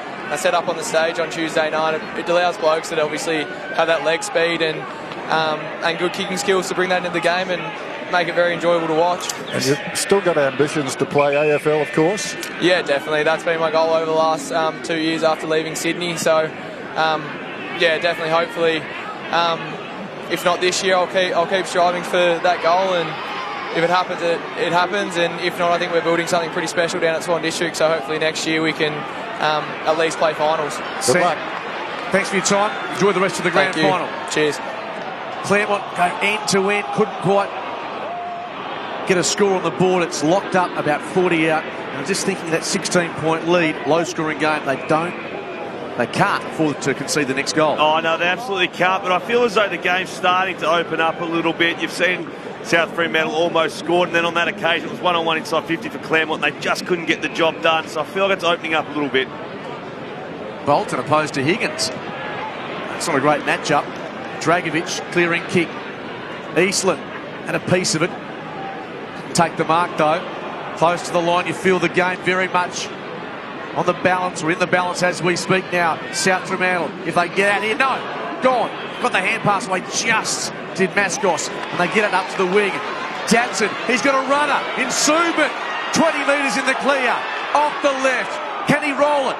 He does, but it's gone well wide of the mark. He might stay in the field of play. That's the worst possible result for Nick, because he was hoping not to have to worry about chasing it. Oh, I think it's a brave ask to ask for delivery out of bounds too. Left footed there. I reckon if Nyhouse on the other side, Nick would have kicked it. Great pressure from Nyhouse and Chase. It just forced him to skew that kick, because I think Nick Subin with his left foot would be licking his lips there. Big switch almost paid off for South Fremantle. Miller, Eastland, tackled by Smallwood, Sloyth over the footy. Nyhouse scrapping for it. Tigers really just holding on here. Kicking with the breeze. That's a dangerous hand pass. Donaldson in the vicinity, in the goal square. Busher cannot let this ball get out, and he doesn't. Big day for Nick Subin too. I mean, if he wins a premiership this afternoon, or a premiership medal, he becomes only the second man in history to win premierships with 3 clubs. Remarkable effort if it comes to that. Hardesty, tackled by Sloyth. Subin over the football, the aforementioned. Now it's Sloyth. There's some wonderful tackling going on here. It is desperation, grand final footy at its finest in the WAFL. What I've liked as well, the players are getting tackled in defence. They're not just spilling the ball and throwing it out. They're holding in. It's really brave and good play. Let's check in here with Dylan Main, the captain, as we look on as Sloyth near the goal square tries to get hold of it. Around the body. Snap by Subin, misses, so in fact hasn't got the journey on it. It'll be destroyed through for a behind as the captain joins us, Dylan. Now, this is a nice little period for your team. Yeah, we managed to come out after half-time and have a bit of a crack. It's still a bit of an arm wrestle, but I think it's going to be won and lost in the midfield. Hey, Maney, do you reckon the game's sort of feeling after half-time? It's just starting to open up a little bit more open passages? Yeah, definitely. The players are getting a bit more fatigued. The crowd's starting to spark up a bit more, so it's definitely opening up. What was Curl's message at half-time for you guys? Oh, nothing much changes. Just keep the basics, energy and effort up, and hopefully if we keep grinding, it'll happen. Dylan, thanks for your time. Really appreciate it. Cheers. Captain of South Fremantle. What a good player he's been, eh? Oh, even today, 15 disposals, 11 kicks, 7 contested. Of course, that goal we just saw, tremendous player. Spent some time at West Coast. We caught him skinny there. Just didn't have a lot of weight on him at the time, and he's come down to South Fremantle, captain, put on some good weight, and sort of changed his role too. He plays inside the contesting and players are leading forward. He's a very good footballer, Dylan May. Formerly played at East Perth too, made his debut against West Perth wearing number 69. Obviously a lot not expected of him. That could happen, can't it, with those numbers? Yeah, the new as a kid, if you got a number like 69, you might not be around too long. If you're old, back in the 2s and 69 came out, you might not be there long either. What was your first number, Zay? Mine was 46. 32. Here's Mitchell scooping it up for Bolton. He was taken high. Advantage is paid. The Tigers win a free kick. Bolton down the line, 2-on-1. This is not going to work out well for the Tigers. Easy pick off. Wilson finds Love, and they can break now. The switch is on. We mentioned this game's opening up, and here's an example of it. Subin. Playing with confidence out now, aren't they? Strutting. Down the line. Hits Shaw on the chest. Bit of a concern going forward for Claremont at times, just that outnumber. Well, when Waterman's your man too, he's not big, so it needs to be one-on-one best case for Waterman, just because he's not a big player. Sleuth knocks it to the ground, then wins it himself. Has an issue now because Smallwood takes him down. Good play there by Sleuth. 2-on-1, not a big overhead mark, just wanted to get it ground, got the hand up and spoiled it down. Smart. Big 10 minutes coming up for Claremont. They have to stay in touch in these shortened quarters. We've seen it in the AFL and the WAFL. 3 or 4 goal leads heading into the final quarter. Very difficult to reel in. Higgins. Donaldson smothered by Mitchell. Head over the footy by Morgan. Dent the tackle. And this is a fatiguing style of footy, but it is a grand final. South Fremantle, they've got the spare in defence. Claremont just need to pull their stop players out of the stoppages, because if they win this one, it's going to be a clear outnumber, 3-on-2. It's too hard to score. Especially with the breeze. You've got to play the numbers in front of the ball with the breeze, and you just exactly Zave on cue. Play comes out. Look at someone like Mitchell, who normally he'd be at the base of this, but he's just unable, because of his body, I suspect, contribute in that manner. Eastland free kick. Lays it off to Bolton. This is the issue again. Waterman's got a couple to beat. He held on to Pearson. Umpire couldn't see the infringement.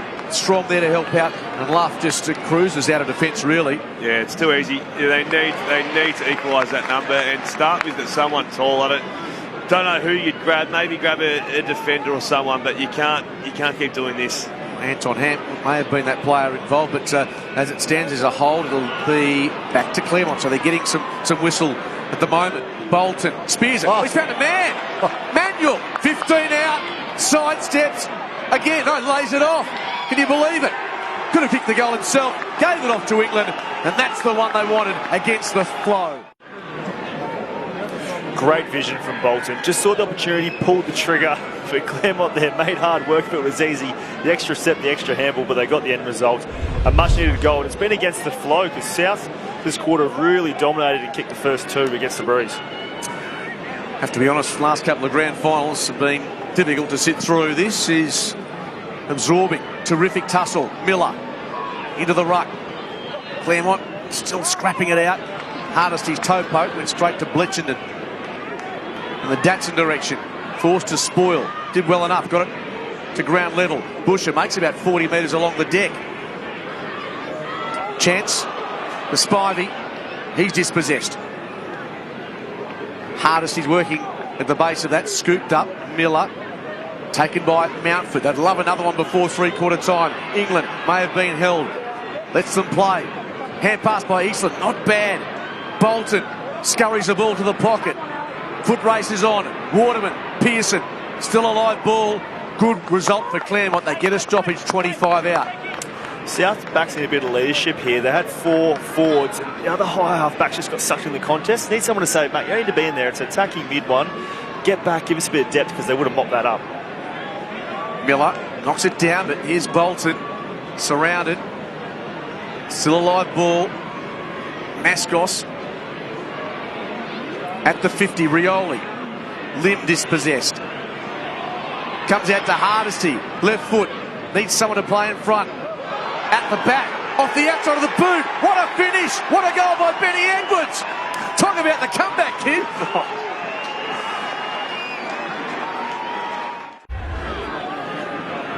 Well, Claremont certainly pushing. Well done by Ben Edwards. You could feel this was now or never as far as Claremont were concerned on the breeze. They wanted a quick goal, and I reckon with this sort of deficit they could still win going into the breeze, but there's still plenty of time to add to it. They dominated the last 5 minutes. Well done by the Tigers. For a moment there, they were staggering. Yeah, Ben Edwards, 21 years of age. His dad, Scott, won 4 flags with the Tigers in the 80s and 90s.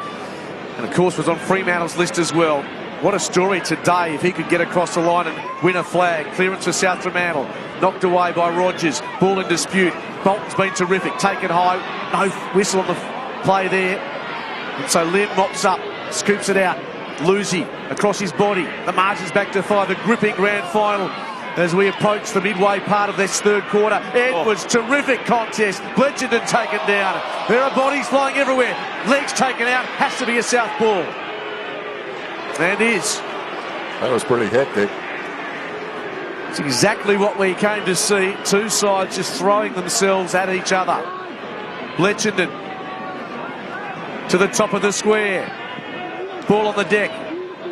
Lim can't construct a hand pass. And the whistle comes. I feel as though at the moment, Bolton 23 disposals, Sleuth 13. They're standing head-to-head at a lot of these stoppages. Bolton's just taking control of this game. Miller. Decent tap. Lim goes back. Rogers off the outside of his boot. But there's Big Brock. Top of the square, Brock. He's in there quickly. Just delays. Got some tall targets, we know that. Which one can he find? Jansen! Not quite. He had a fair piece of it. It looked really exciting for a moment or two. The crowd in the whole grandstand almost took the roof off. I reckon Claremont, the way they're going forward, they'd love to pinch one of those South Fremantle forwards, because you feel every time it goes in like that, Datsun leaving out, they're very dangerous. A mid-game trade perhaps on offer. It's 15 out. Strom at the base of that. Miller off the deck. The big man comes up with a miracle goal.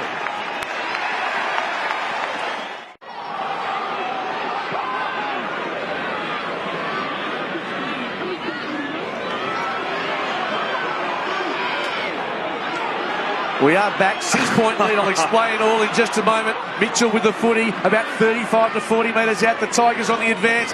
You look at the score, you think what's happened. Manuel, Pearson, ball thumped towards the goal line. Desperation required. It's Russ behind. Now at the other end, Jimmy Miller kicked what we thought was a goal. Umpires conferred, given a point. Umpire from 75 to 80 metres away was the one who ran all the way down. I think it probably was clearly touched, because everyone sort of looked around to see what the umpire was going to give it. But they took the kick in and then went straight down the middle. Not the type of result you want if you're watching TV and it goes to a break. The team kick the goal. It's up the other end and nothing's come of it. Main, Eastland, legs taken out here. Has to be a Claremont ball. This is a wonderful game of football. It's great. It's been a fantastic quarter, hasn't it? Yep. Nyhouse. 5 points the margin. This has had everything today. The kick. Oh, what a kick. And what a mark by Ham. Probably underdone. But so important in the next half an hour for this football club. Just got to keep cool. Take something off the kick. Not bad, is it? In front. Sleuth grounded the contest. Morgan was camped in front. Inside the centre square. Brilliantly done by Bolton. Just flipped it up.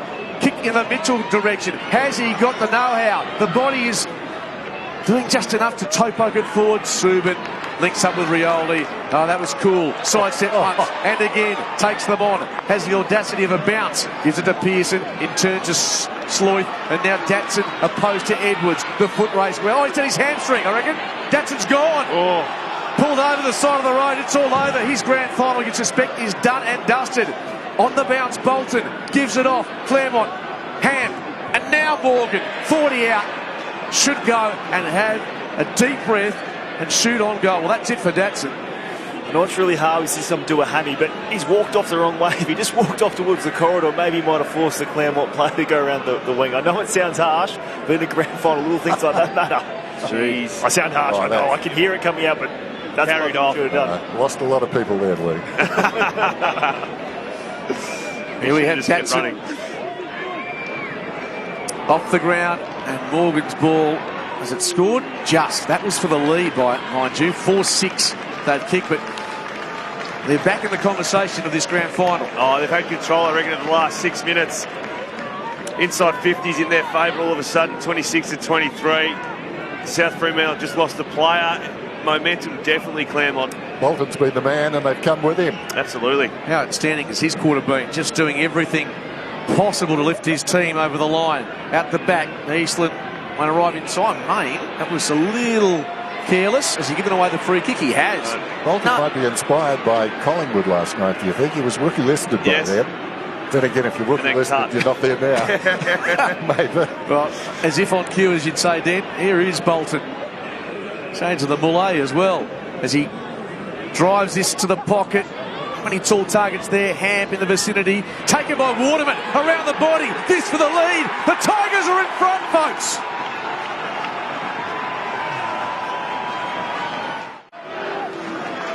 And the pressure just built and built and built. They kept attacking the goal face. and they got reward for effort. Waterman there, a great clean pickup and a spin out of trouble. He snapped through and kicked his third goal. He is single-handedly keeping this Tigers attacking it. Absolutely, with Jai Bolton playing out of his skin. Well, he's a gun, no question about that. But this quarter, defining his grand final. Tigers by 2. Three-quarter time not far away. Do not turn off your television set. Eastland, hand pass forward. Ham gets it off. Another entry. A one-on-one this time. Going back. Ball hits the deck. Waterman's in the vicinity. South have some numbers to clean up, and they needed to. Dent hits his target, and the danger is averted with the mark accepted by Dragovic from Donny. Going to cover the middle here. No, he's going down the line. Dragovic to a pack. Miller up. Ninyet did really well. The sidestep. The kick wasn't great. Busher, if it sits up, he's got support on the outer side. Heads back to the middle. Really good ball for Hardesty. Declan just shields the footy from Rioli, who is on the approach. Wants to use the middle. And a good ball for Morgan. He wants to go wide. Still presses that option. What a good kick. And Manuel's on the end of it. Nice period here for Claremont. Can they get a score? Terrible kick inside 50. Too shallow. And Dent stands his ground. Makes the switch for Strom. Three-quarter time siren approaching. Dragovic. And we're still really no closer to knowing which team will be the premiers in 2020. Higgins gets some separation. Busher closing speed was really good. And he eyeballs the fellow bearded one as the ball goes over the line. You just sense the Claremont numbers. Even then Busher punched it out, but if it didn't go out of bounds, there was 2 Claremont players at his feet. They're switching the ball through the middle. There's Claremont players queuing up. Feels like the run and the momentum. South Fremantle look like they're tiring. 8 inside 50s to 3 in this quarter. Mountford on the end of this. Just a fumble. A chance to get it back. Kick doesn't have much on it. Awkward bouncing ball for Donny. Here's Hardesty. Has Mitchell. Oh, just missed him. And Kane to be out there is so brave. He can just stay involved enough. It just helps the rotations, doesn't it? Oh, absolutely. He said 12 disposals, the 4th most to Claremont, but he started the game so hot. And you're right, he wouldn't have stuck his arm out for that one. That shoulder was dislocated horribly. Higgins in front, Hardesty over the top, Hand back heels it. And South would love that siren to sound right now. Absolutely, and to think Claremont have got their 4 players on the bench, whereas South are now down to 3 with the hamstring we just saw to Datsun. Crazy. I thought obviously Mitchell and Edwards with a concussion wouldn't return, but they're both out there firing. Well played by Brock, shoos it towards the line. Rogers gets a shepherd. Well played, or sidestep was terrific. So too is the give to Lucy. Is there a chance for a mark? No. Oh, the ball's been dropped. Watch out, Waterman gives it off. Smallwood, hand pass for Rogers, missed the target. Rioli shins it towards half-back. Siren sounds. Whew, we can take a breath. What a game of footy. And at three-quarter time, the Tigers were on their knees. But they've come back, courtesy in part, Alec Waterman. He is ready to give his all in the last quarter.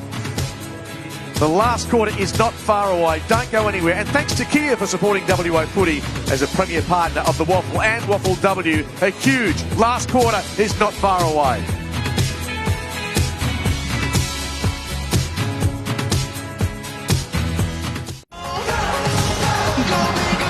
We've saved the best for last in the Optus 2020 WAFL season. It has been an engrossing game of football. The grand final, South Fremantle, Claremont, back and forth, momentum shifts. Zach Strom outstanding. So does this bloke, Alec Waterman. Another big final for him. And drag his side back into the contest. In fact, with 1 to play, they lead by 2, the Tigers. Oh, what a game they've got, Skeet. Claremont in that last 15 minutes of that quarter just took control, 30 inside 50s to 24. And it was led by Bolton. Bolton got cracking and the midfielders jumped on. Waterman at the forward line. He took a lot of the pressure off everyone's shoulders, so to speak. What a performance here by Kane Mitchell, Dennis and Lee. This is, if they get over the line, quite extraordinary. Well, you're so sore, you get that dislocation, you get an injection in it, and then right about now at three-quarter time, you don't have time to go to get another one, so he's playing through the pain barrier here. A brave effort, he'll be sore tomorrow. Would that be brought up by the coach just to explain, illustrate one of your leaders, your leader, going through this for the football club today? I suppose.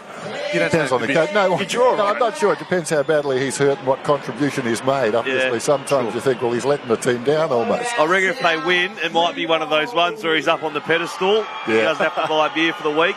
That if they lose, it'll be a pat on the back. He's been good, though. He's found the footy. Yeah, I know. He's been a contributor. And to think they've got a full 4 players come off the interchange is incredible. It's one of the ones that become folklore, that you tell the story 15 years later at the pub. It'll be both shoulders. It'll be broken fingers. It'll be the whole lot. Either way, it's a wonderful story for whichever side wins the Premiership. Will it be Darren Harris, Claremont, to win their first flag since 2012? Here's Butts with the coach. Well, Darren, you've done an amazing job to get a 2-point lead in this last quarter. How important with this breeze to going the other way from you to get the territory battle on your side? Yeah, that's going to be a massive part of the game. So it's going to be one in that street again. We just got to grand final's about taking your opportunity. So we get the chance to score, got to make sure we kick goals. We're there with a massive chance, mate. Good luck. Thanks, mate. Darren Harris, Todd Curley, great mates. For the next 30 minutes, they'll be wishing some ill fortune on the other side. A pair with so much history, a premiership at West Perth. Teammates at West Perth for a long time, and here they are, rival coaches this afternoon. Yep. It's amazing what life dishes up, isn't it? Darren Harris, 52 years of age, the Premiership captain of the Falcons back in 1995, and has been coach of Claremont since 2017. Last quarter, Optus match day, we have got an absolute ripping grand final in front of us. Clearance critical. Hardesty, little toe poke, makes about 15 metres. Ball wrapped up, Dent did well, Smallwood on the end of it. Stoppage is so important here in this last quarter. Get your structure right, but you've got to crack in. It's just a starting point and get to work. Eastland and Higgins. Higgins does well to protect the ball. Drop now. He wins it onto his boot. Smallwood with the spoil. Lim was there. Ball nudged forward for Claremont, but taken by Strom. Across to Bletchenden. To the pocket. Ball just wanders towards the pocket. Donaldson taken immediately in a tackle. And the ball will be thrown back in. I think for Claremont, they took control of that last quarter when they started to get the ball moving quickly, making up as they got going. Nothing too flashy, just take it on. They can't get into an arm wrestle here. Yeah, the ad-lib football was good in that third quarter. Miller, Eastland, Main is there. Tries to reverse out of the congestion. Dragovic has 2 Tigers to contend with. Going nowhere. Now Hardesty, little give, not bad for Bolton. Another touch for the champ. This ball just hangs in the breeze. Mark put down by Strom. Tigers clear. One hand to it was the Bulldog, and there's going to be a ball up. It was Wilson that went back with the one hand. Give him benefit of the doubt, so maybe a bit of sun. Looks like it's pretty strong out there. Every action will be scrutinised in this last quarter. The 2020 Premiership at stake. Higgins looking for Sloyth. Over the top, Spivey. Close to the boundary line. Tigers with a 2-point lead. Whistle blows. And it's a throw. South Fremantle have moved Strom onto the wing. I think he's been their dominant forward by a margin today. I'd be surprised playing wing. They need to kick a couple of goals. I'd be getting him out of the goal square and move short. Definitely playing wing on Lim at the moment. Like Jared Hardesty's game, up to 17 disposals. Been industrious. He found England. He goes short to Lim. Switches on if they want to have a go at it. Have to bear in mind, Claremont kicking into what appears to be a goal or two breeze. The short play footy doesn't work for them. Kicking it short, they're not going to run the clock down, and it just invites the pressure into a skill error. This makes me nervous, chipping out. Let's got to get out of the area. We've got numbers out on this open side if they want to have a go. No, not inclined to do that. Lim heads towards Eastland. He mistimed his jump. Strom as opposed to Mitchell. And even that, trying to bend down to pick up the footy. Both shoulders strapped. Is that a ploy, a Chris Judd ploy, is it? Well, I don't know, but I mean, he came out with the one strapped, and I think they know which one it is. So I'm not sure why he got 2 straps. He wanted to bung the other one. Little territory win, though, for the Tigers. Eastland, once again, opposed to Higgins. Ball hacked out of there. Nice hands. Comes to England. Pressure from behind. Affected the kick. Scooped up by Hardesty. Well done, Lim. A scrambler at the 50. Wilson had to get the boot to ball. Did just enough. Ninyet at the front. Sloyth breaks a tackle. Did well enough. Gets it back. The number 1 pulls it across his body. Donaldson broke the tackle. Very left it behind. Tigers defence under siege here. Baldwin in the grasp. just got the 15. Surely that's a mark. Not paid according to the umpire. Lucy's kick because of the tackle is going to be a boundary throw-in. Rogers did pretty well there, just getting an arm up. Got the man down. Ball spilt. Good player, Rogers. 22 disposals, 7 inside 50s. Sorry, rebound 50s. What a grand final we have. So many twists and turns. 4 minutes gone. Last quarter. Eastland and Higgins. Dragovic might have been pushed to the back. Lim over the top. High contact, South ball. And Sloyk will get to his feet. Top of the square. Don't pin it to the pocket. It's too hard to kick from there anyway. Time for cool heads. Heads to the pocket. Miller's there. At the back yet. Will shove off. In the pocket. The kick intercepted for the outside of the boot. Well, there's a man in the goal square. It was Subin pleading his case. It was ignored. Dylan Main. Let's be fair, in those circumstances, there's a lot happening. You're going to go top of the square there. You're not going to kick the miraculous goal. I think you should have put it there. Ryan Nyhouse, former Docker. Been a great acquisition for Claremont. Surprisingly really quiet today, only the 4 disposals. Heads down the line. Ham in front. South well represented. Well, the Higgins hand pass wasn't great. Excellent goes to ground. So too Spivey. Tigers just willing it forward. Spivey take it to ground. Waterman. Big ball to the one here. Out the back, Mitchell. A fumble. Well, he panicked. The kick. He had some time to turn around and find a target. 2 players go up. 2 Tigers go down. And Rogers is clamped immediately. Kane knew the inside 50 was completely vacant, and he had a player charging there. He just kicked over to his almighty roost, and it went 15 metres, unfortunately, with those shoulders. He's had a rough day. Just rusted a bit, didn't he? South with a clearance. Mountford underneath it. Baldwin came hard. McCracken's give was okay as well. Evasive move by England was terrific. Inside 50, where you want the ball if you're a Tiger supporter. The spoil came from Strom. Close to the line. Pearson may have been taken over the shoulder. It'll be a throw-in. It's amazing how this game has changed since midway through the third quarter. South looked home and dry, and suddenly Claremont's football has been terrific in the last 45 minutes. Lots of chaos ball, isn't there? Lots of scrappy footy. The scene set for someone with a bit of class and a bit of finesse to do something to tear this game apart, like a Sloyth or a Bolton. About the first time in this quarter this ball has been inside the 50 for the Tigers. Yeah, if you just took a still shot though, moments ago, a lot of South Fremantle players standing with their arms on their hips. Yep. Claremont players buzzing around. England, will he get there in time? No, but he's got support. Gets it now. Eventually the hand pass. A high floater to the pocket. 2-on-1. There's Main. It's play on to call. Umpire's waving his arm, so the captain wastes no time. Pulls the trigger. Bletchenden with some space. Waterman tries to corral him. Goes down the line. Nyhouse. That was beautiful use of the body. He's good one-on-one, isn't he? Yep. And that's a good ball inside to Mountford. A couple of ex-AFL players collaborating. Switch now for Rogers. Next goal, if Claremont gets it, well, certainly asks a big question of South. McCracken hits it low to Rogers. Just feel like they've lost that presence up forward. South Fremantle losing one-on-ones, out of position. Sidestep by Rogers. In fact, it's Morgan towards the 50. Mountford broke one tackle. Hardesty's kick. Wilson couldn't trap it. Ball sent back towards the wing. England on the bounce. Release hand pass Hardesty. Now it's Morgan. Can he find a target? Edwards couldn't quite take it, but he's got so much energy about him. Subin, Sloyd, they surround him. They're whistling. They're saying, give it to us. It's a holding the ball call, and they get it.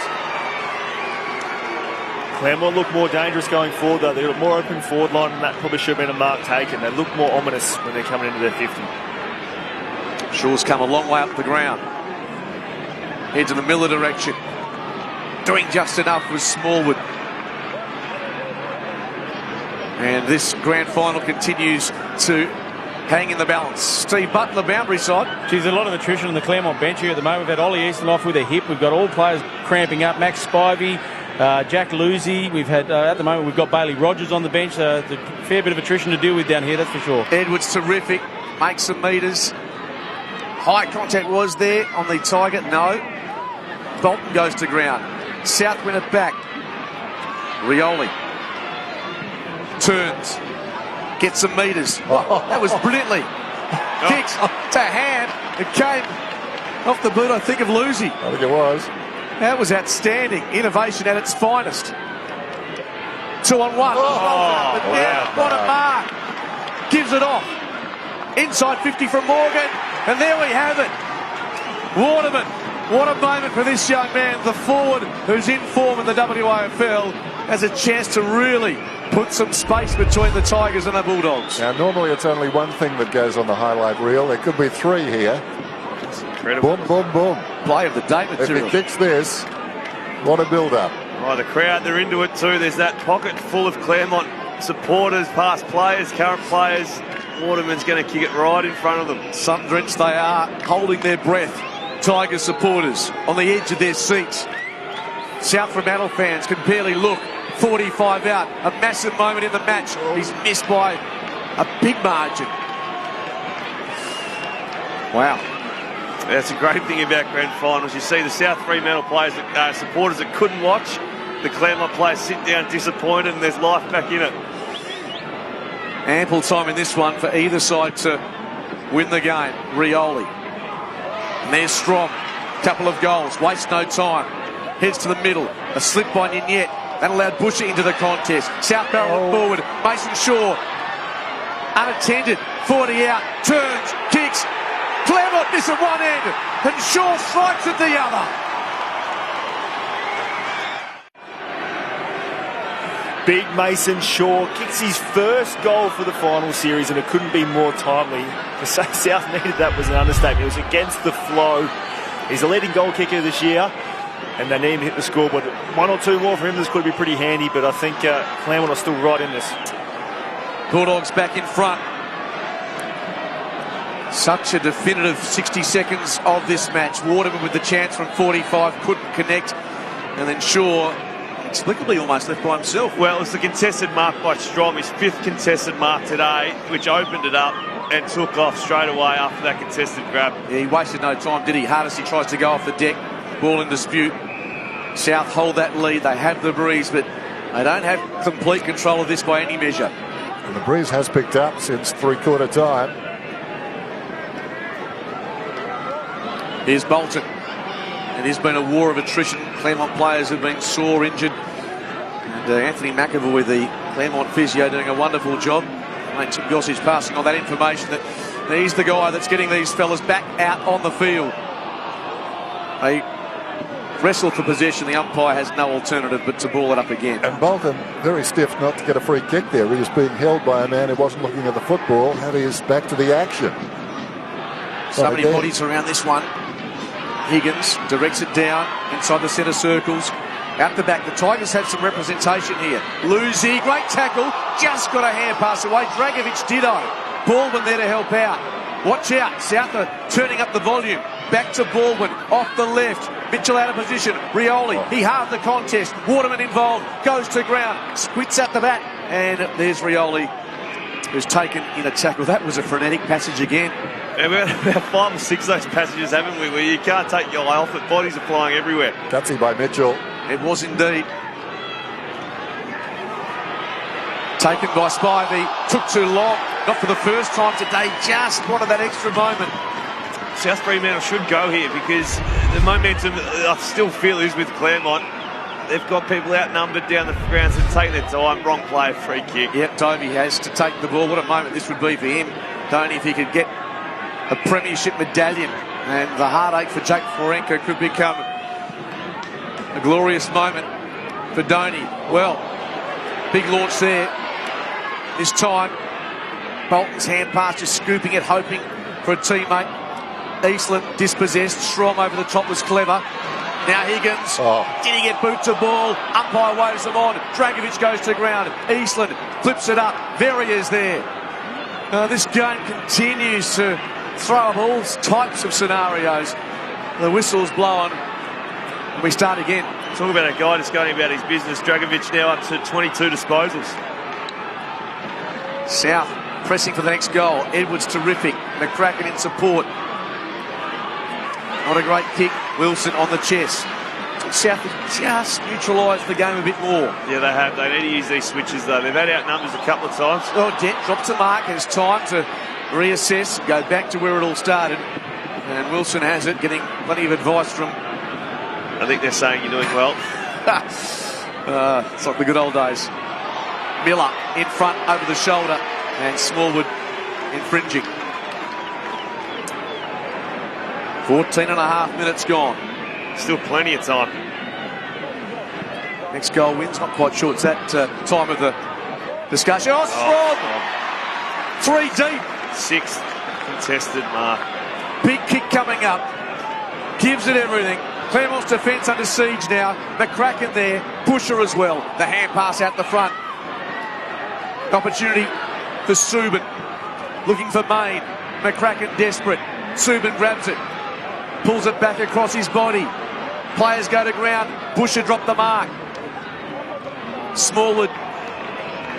He's taken ball and all. Sound like a broken record. How fantastic is this game of footy? You feel like in 10 seconds' time we could be down Claremont's end and South Fremantle are fighting. This is the grand final we've been waiting for. Brilliant smother by Lucy. Then the give to Bolton. What can he construct? It's a 2-on-1. They're outnumbered here, Claremont.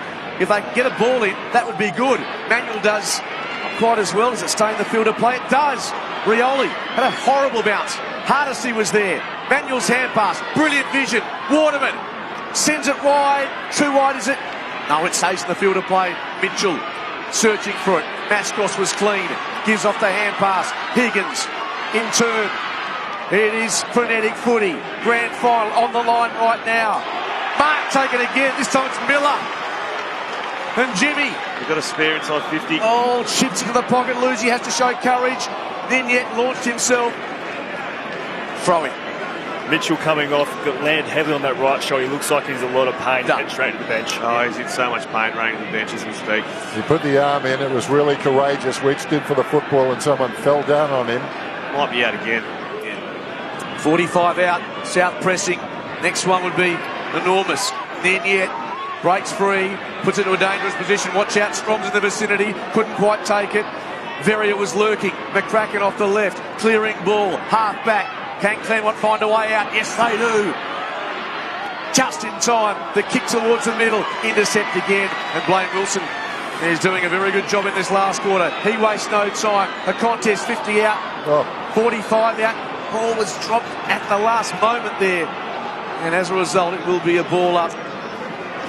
After Blaine Wilson fluffed his lines early in this quarter, he's taken 3 intercept marks that have been crucial, just reading it and setting up the defence so well for South. Miller slaps it clear. Main worried out of it. Watch out, Mountford. Got it clear. Bolton just can't get it past this part of the ground. Waterman out-muscled by Pearson. Top of the square.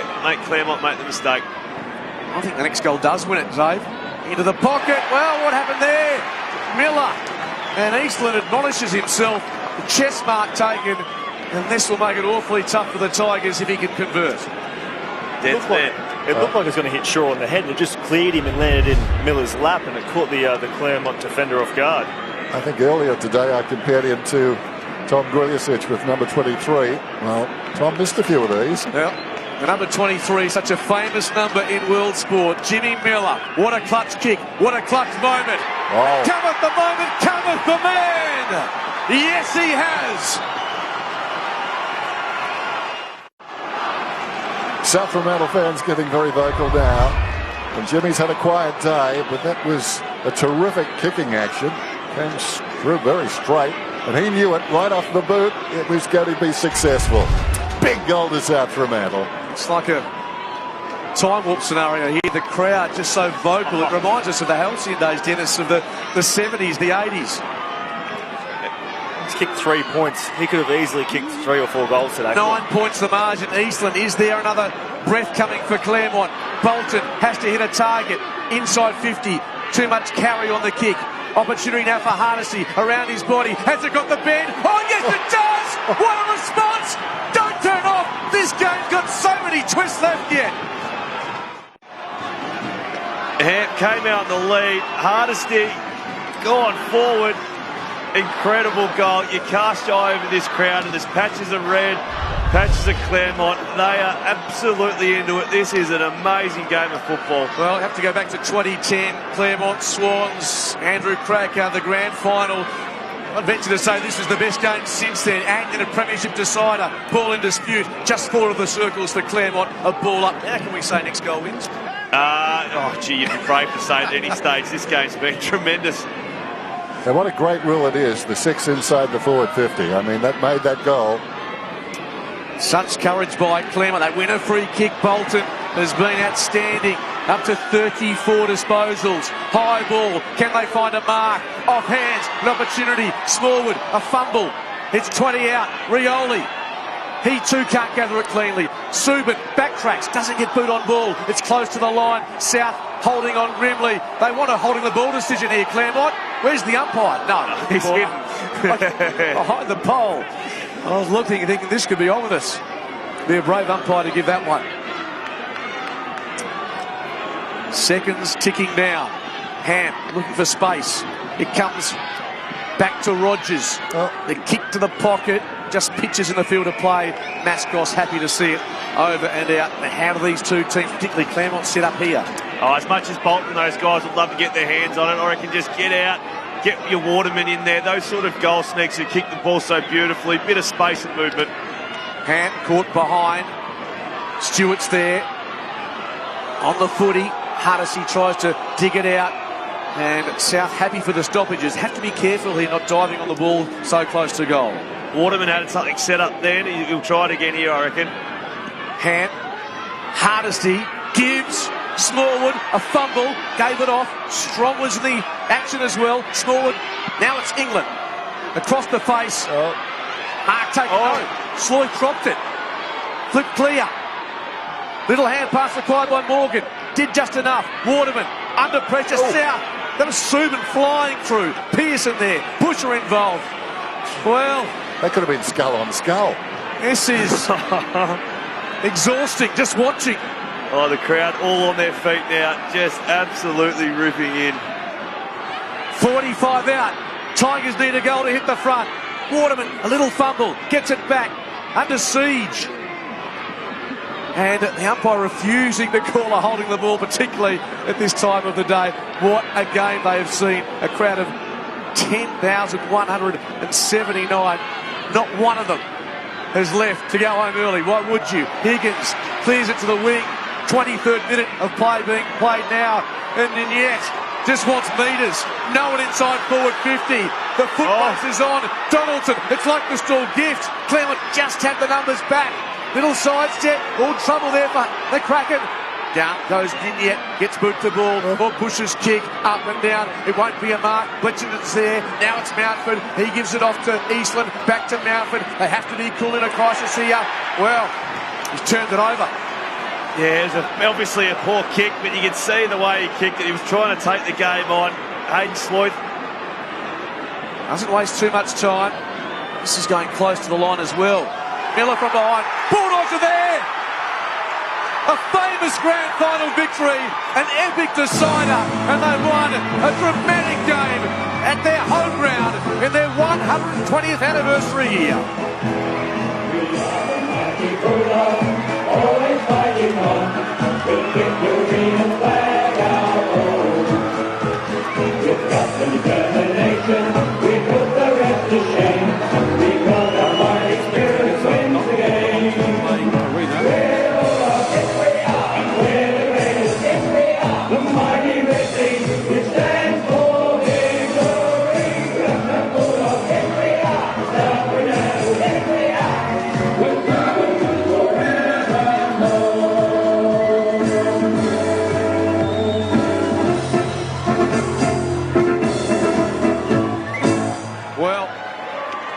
Dave, you and I have sat through so much WAFL footy over the years. Dan, you've seen a lot more than all of us combined.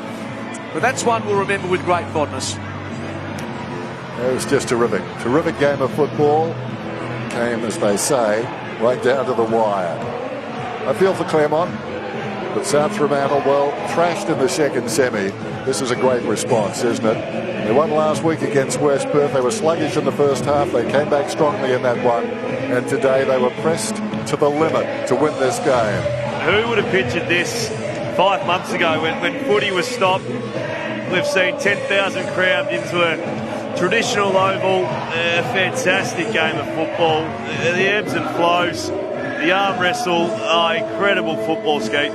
It's a great day of football, but how good is it that South Freo, for the South Freo Football Club, get to lift the cup at their home ground? You may never see that chance ever again. It's fantastic. We hope this becomes more of the regular in the WAFL. It's just remarkable scenes here. Their 14th flag, and the emotion is plain to see on every South Fremantle face. Steve Butler is amongst it all. Well, some really important work from you down the stretch there, Nick. I think you joined Jared Neesham in winning 3 premierships with 3 different clubs today. It's an impressive effort by you, mate. You must be really enjoying it today. Oh, super proud of the group, mate. You know, a lot of people read us off a couple of weeks ago when they came out and did us pretty easily. So, just super proud of the boys, mate. I'm a bit speechless, pretty tired. Look forward to quite a bit tonight. Not trying to make you sound old, mate. You've had a long football journey to this point. Where does this sit in it? Oh, I'm not sure yet, mate. Been around a while. We'll have to wait and see. I'd like to go again, but it's a great group. We've got a lot of great young players. And a pretty tight bond too, obviously. Yeah, mate, we're a close group, so yeah, super excited, mate. Anyone enjoy it more than you tonight, do you reckon? Oh, no, mate, this man here. Talk to him, he's the captain. Well done, well done. Well, Dylan, congratulations. Captain of this club. As Nick said, you were probably written off by a lot of people last week, and you've come out and done the job in a magnificent grand final today. Yeah, it's a great bloody team. I'm so proud to be here, captaining such a great team with such a proud, rich heritage. So it's great to finally get one under the belt. What was the theme underneath this week, Dylan? Just to really grit and get this job done. Yeah, just keep it basic. Attitude, effort, energy, bring all that and the rest should happen. And a word on this group that you've got today? I don't know. 21 of my best mates, but it's the extended squad, the 60 blokes in the squad that have brought us to where we are today. And couldn't thank them enough. So proud of the boys. Well, Dylan, outstanding effort by you today. I know you're going to really enjoy it. Congratulations, Premiers, for 2020, mate. Cheers. Well done. Thanks, mate. Dylan Mayne, the captain. What about these scenes? It's just so good to have the WAFL back at this level. More than 10,000 fans here. If there were no COVID restrictions, we would have had 15. Yeah, and I'm not sure if you heard the second siren go off. Over the loudspeaker, the warning was, please don't enter the arena until the second siren sounds. Well, there's about 8,000 on the oval. So you're right, the scenes, it was just such a great day of football. Claremont, obviously, they're on the bad end of it. They lost all 3 today, but what a great performance they put up. You know, unfortunately for them, South Fremantle got the chocolates, but you know they can hold their heads high, as disappointed as they'll be right now. Yeah, 3 points. Absolutely. Their last flag back in 2009, so none of these current players know premiership success. So in the scheme of things, it's not a massive drought, but a decade. This proud club happy to be back where they belong. They want a small margin between elation and despair, eh? Oh, 3 points. Amazing, isn't it? Absolutely amazing. You look, you know, the camera's you've got a small patch of Claremont supporters around the players, and then a huge one celebrating with the South Fremantle supporters. Oh, what a night to be in Fremantle. Okay, so many celebrations ongoing. Steve Butler has found the big Brock. Well, Brocky, no one bleeds red and white more than you do, mate. You must feel pretty impressive at the moment. Mate, that's just the best thing ever. I can't put it into words. I'm so happy. Very good, John. It's very good. And look at this. This is great. Did you ever think you'd experience something like this, Brock? It's a pretty fair feeling down here at the moment, isn't it? Dream of it, so yeah, it's good that it's happened. Take us through that last few minutes, mate. It was just an epic grand final, wasn't it? Oh, just the boys put in effort after effort down back. Mate, it's just a great team win, and I love these boys.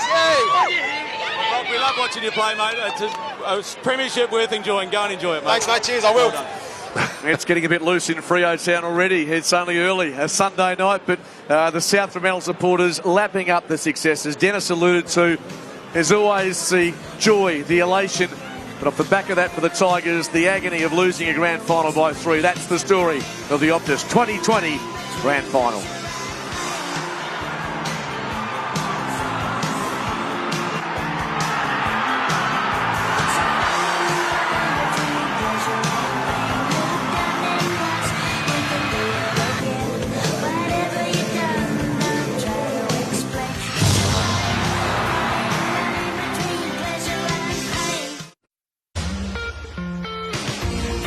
This WAFL Grand Final broadcast is brought to you by Optus. proud naming rights partner of the WAFL and the WAFL W. The rear-wheel drive V6 twin-turbo Kia Stinger. And Simply Energy, proudly supporting WA footy.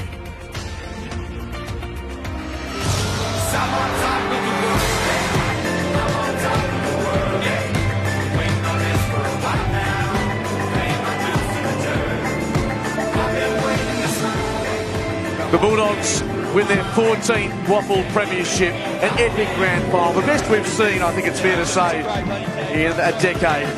And home by 3 points over a gallant Tigers side. Let's head now to Steve Butler for our grand final presentation. Ladies and gentlemen, and welcome to the 2020 Optus WAFL Grand Final presentations after what was an extraordinary finish to a pretty extraordinary season. Please show your appreciation for both teams here today on what was an epic grand final contest.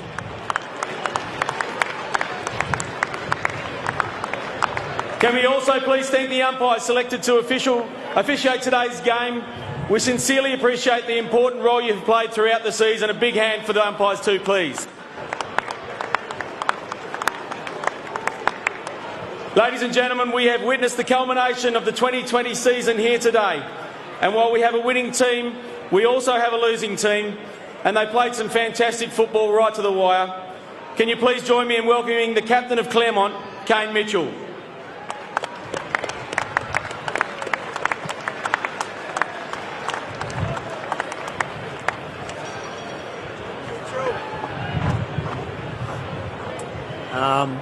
Obviously not the day that we wanted for the Tigers. Congratulations to you boys. You know, it seems like the stars aligned for you, and it was an absolute arm wrestle, and if we're going to lose, that's how we'd like to lose. So congratulations. Tonight will be the best night of your life. You'll make so many memories, and I'm super jealous, so congratulations. To our boys, I love each and every one of you, and I know you never gave up. That's what we're about. It'll bring us closer together, and we'll be back next year. Don't you worry about that. Thank you. He's all class and what a warrior, Kane Mitchell. Congratulations, Kane, and to the Claremont boys for a marvellous effort all through the season and today. A new addition to today's presentation is that of the Dixon Cup, believed to be the oldest surviving Premiership Cup in Australian rules football history. It has returned to WA football this season and will be awarded each year to the Premiership winning club's president and CEO. To make the presentation, please welcome WAFC Chairman Wayne Martin, WAFL Council of Presidents Chairman Mark Stewart from East Fremantle, and they all played an instrumental part in getting this cup here. It's a beautiful piece of football history, there's no doubt about that. So congratulations to the President and the CEO of South Fremantle. Please come forward to accept the cup.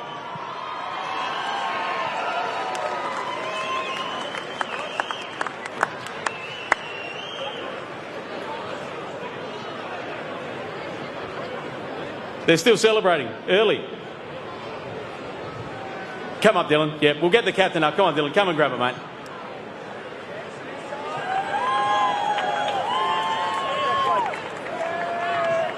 Don't make it. We need a photo with the presenting the cup. Yep.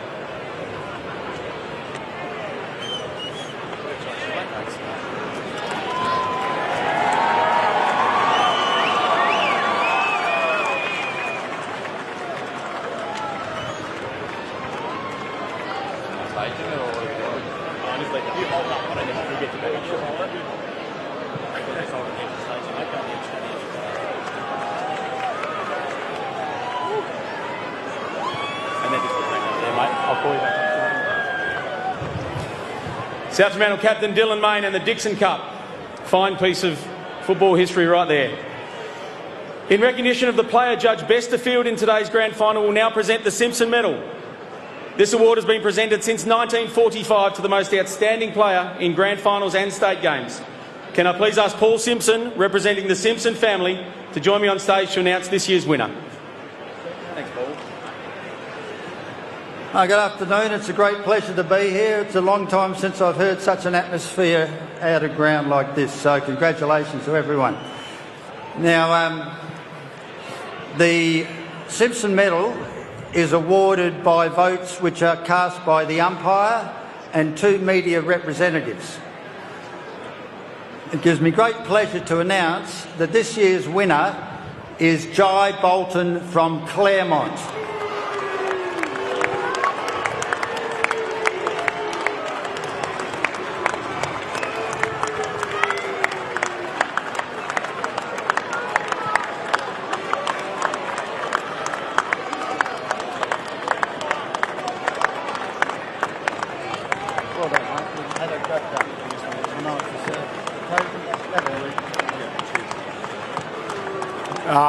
Yeah, congratulations to South Freo. You were just too good for us today, and yeah, I hope you enjoy the win. To our boys, we'll be back bigger and stronger. So let's have a big pre-season. Come back next year. Cheers. Well done, Jai, and thank you, and congratulations on winning the Simpson Medal. I'll now invite the Premiership players of South Fremantle to come forward individually to accept their Premiership medallions from the members of your Little League team. Ready and waiting. Number 1, Hayden Schloith.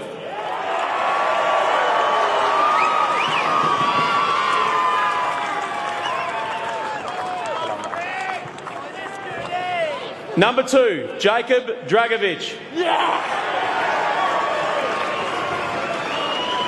Child and all, beautiful thing. Number 5, Cade Stewart.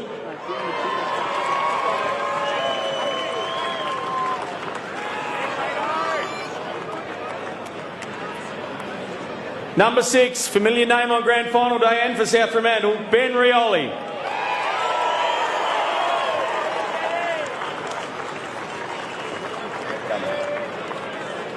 Number 7, Tom Bletchenden.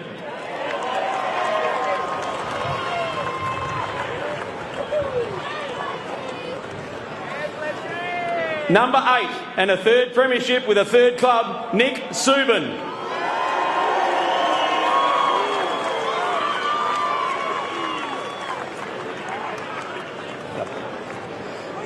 Number 11, Stephen Verrier.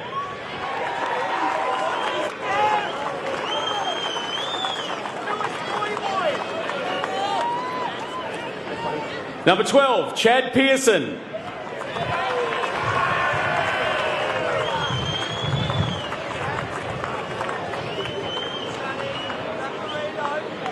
Number 14, and an enormous game today, Zach Strom.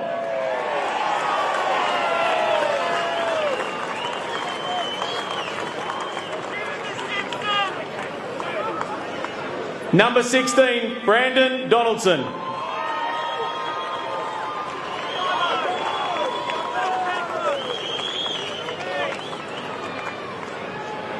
Number 18, the big man, Brock Higgins.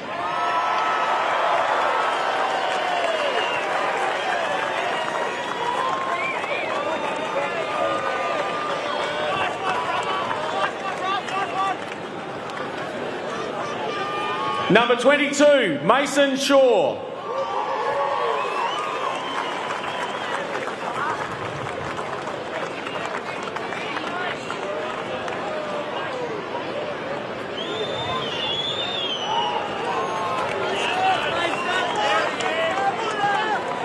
Number 23, the man of the moment in that last quarter, Jimmy Miller.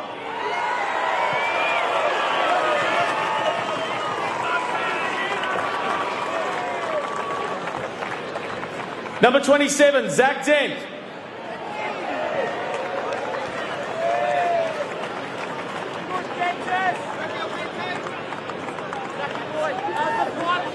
Number 26, Noah Strom.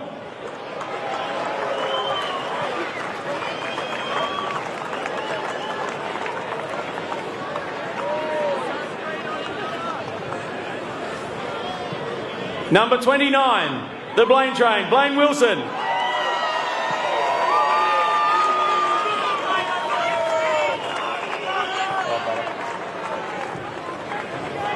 Number 33, Jason Mascot.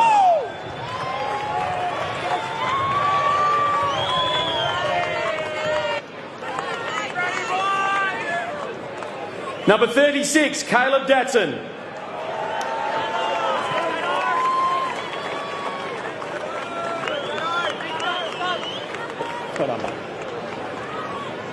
Number 40, Chris Luff.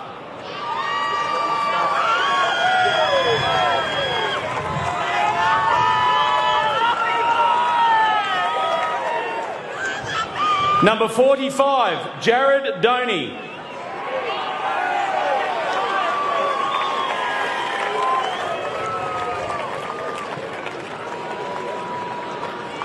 Number 49, Cody Ninyat.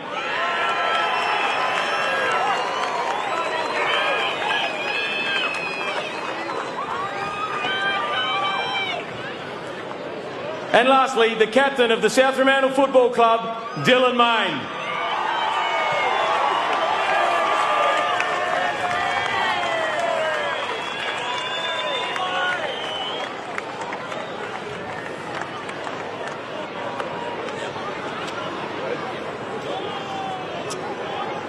I'd just like to thank the Claremont Football Club.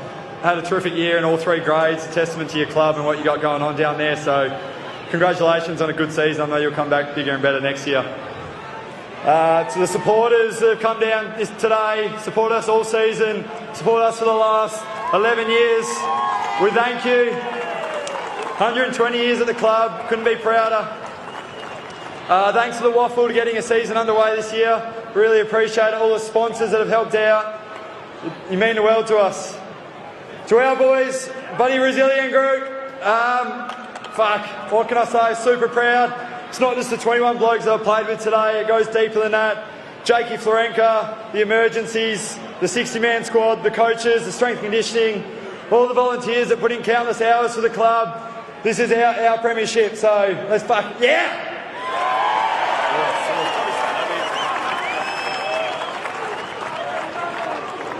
Now will you please welcome WA Football Hall of Fame legend John Todd to present the John Todd Medal to the 2020 Premiership coach. This medal has been named after John in recognition of his outstanding coaching record and his long involvement in the game. As Todd Curley, the Premiership coach, comes forward to receive the 2020 John Todd Medal.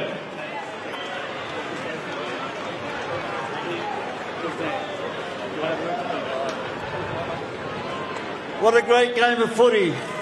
Both sides have got to be congratulated in the manner they performed today. But this brings back a lot of great memories. Some of the past WAFL games at Fremantle Oval, the crowds were huge back in the 50s, 60s and 70s. But it's fantastic to South Fremantle, and I'd like to congratulate Todd Curley on winning the John Todd Medal. Thank you.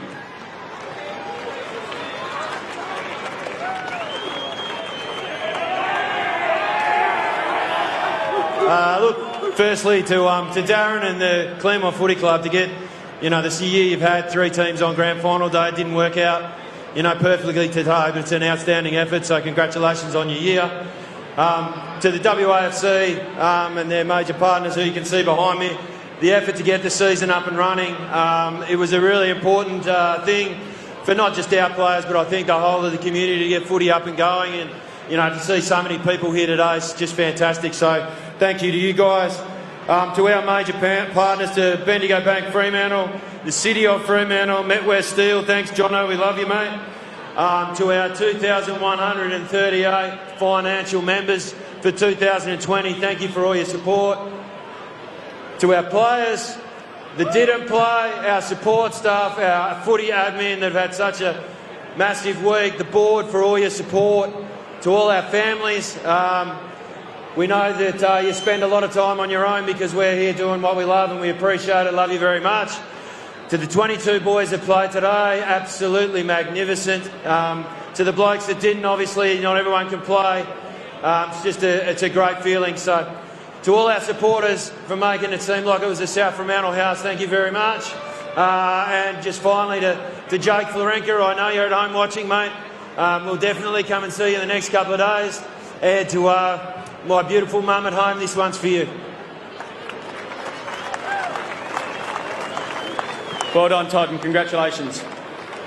The WAFL would sincerely like to thank Optus for their support this year. I now invite Optus State Director Paul Williams to come forward and present the Premiership Cup and Pennant. Congratulations to South Fremantle.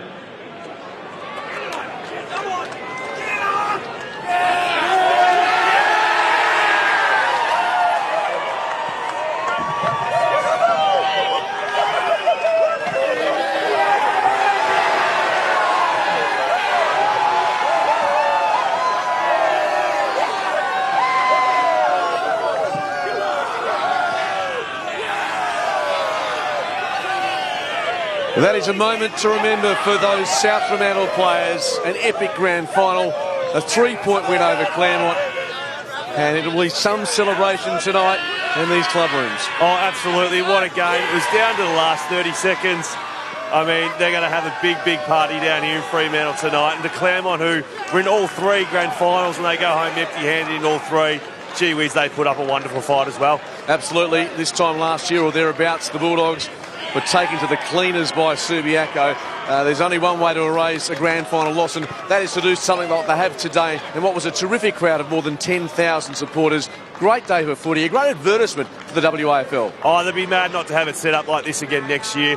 Back at the local oval, big crowd standing in, 11,000, and it was old-fashioned football. It was tremendous. Absolutely, a 3-point win, their 14th flag, the Bulldogs, their 120th anniversary, and it couldn't have come at a better time. The great Stephen Michael, briefly shown on screen. Cody Dignette has come from nowhere, essentially, to have his hands on that cup. Oh, he's only played 2 games, I think it was. Skeety came in for the prelim and walks away with the Premiership Cup. I mean, there's so many good stories, and you must feel for Fremantle at home. Probably their best player this season. Got injured last week, in the prelim.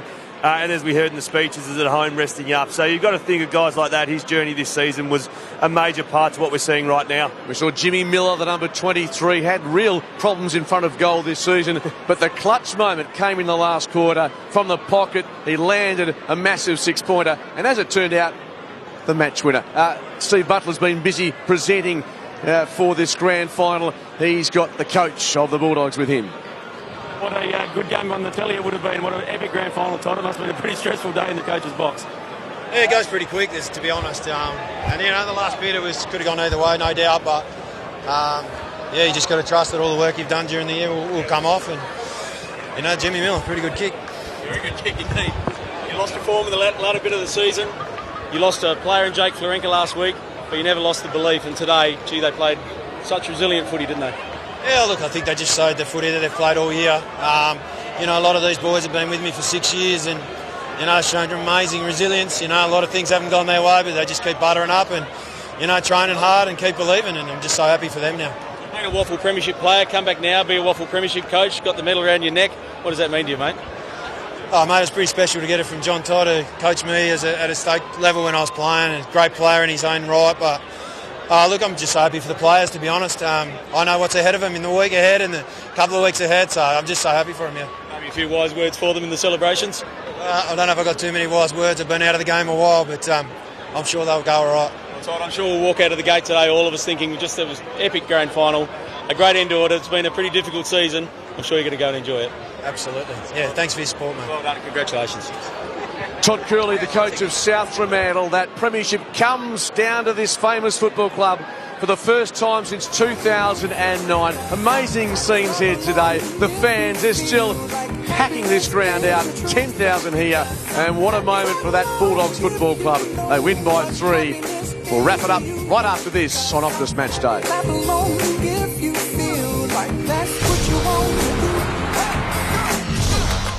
Tell them it's 'cause I like the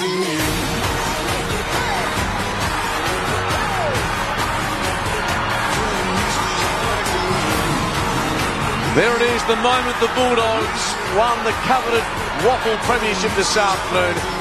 A remarkable game decided by 3 points. There was never more than a kick separating these sides at each change, and the celebrations well and truly underway as South Fremantle celebrate their 14th flag, one of their best in the modern era. The full-time score 6-10 to 6-7. As we said, some heroes for both sides. Zach Strom outstanding with 2. Dragovic had it 23 times, and Alec Waterman 3 goals next to his name. Jai Bolton, the Simpson medalist. Steve Butler has a young man with him, only playing about his 3rd game or 2nd game for South Fremantle, Cody Dignette. He's got a premiership medallion. He's a pretty happy young man too, Cody Dignette, no doubt about that. Well, here's some footy story too, isn't it, Cody? Like playing over there at Perth and trying to get back in the finals with that club, and then you come here for your first year and you've got a premiership medal around your neck after working as a FIFO all year. It's a crazy old year, isn't it? Yeah, it sure is. Obviously, I did most of the pre-season, and then due to COVID, lost my job and struggling a bit with money, so I had to make the sacrifice to go do some FIFO. I got the call from Marty Atkins about a month ago telling me that I had to come down and have a game of footy. Next thing you know, I'm playing in the grand final.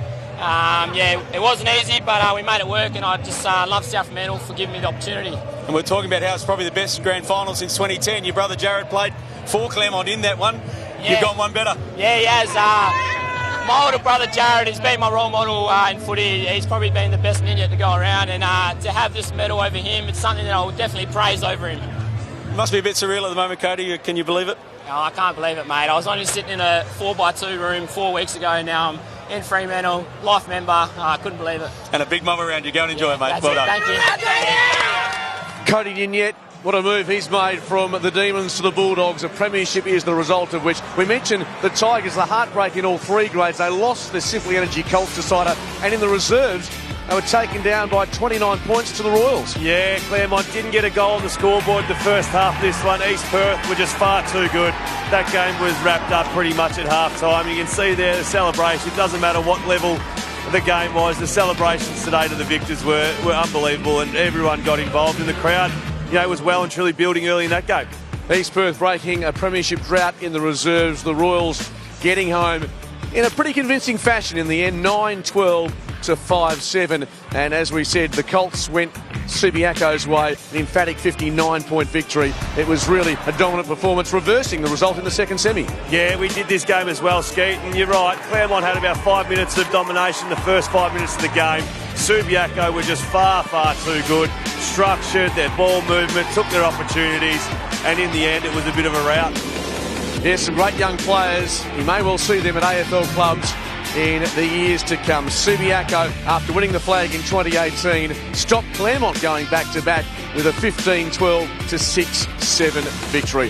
What a day of football, all 3 grades, and South Fremantle get home by 3 points. A great way to finish season 2020. Thanks to all the production team for their great work throughout the season, to you, Xavier, Dennis, Lee, Steve Butler, and all the team. What a year it's been. South Fremantle are the premiers. It's been great bringing you all the best Optus WAFL action throughout the year. Thanks for your company. We'll see you in season 2021. Stand by now, though, for 7 News.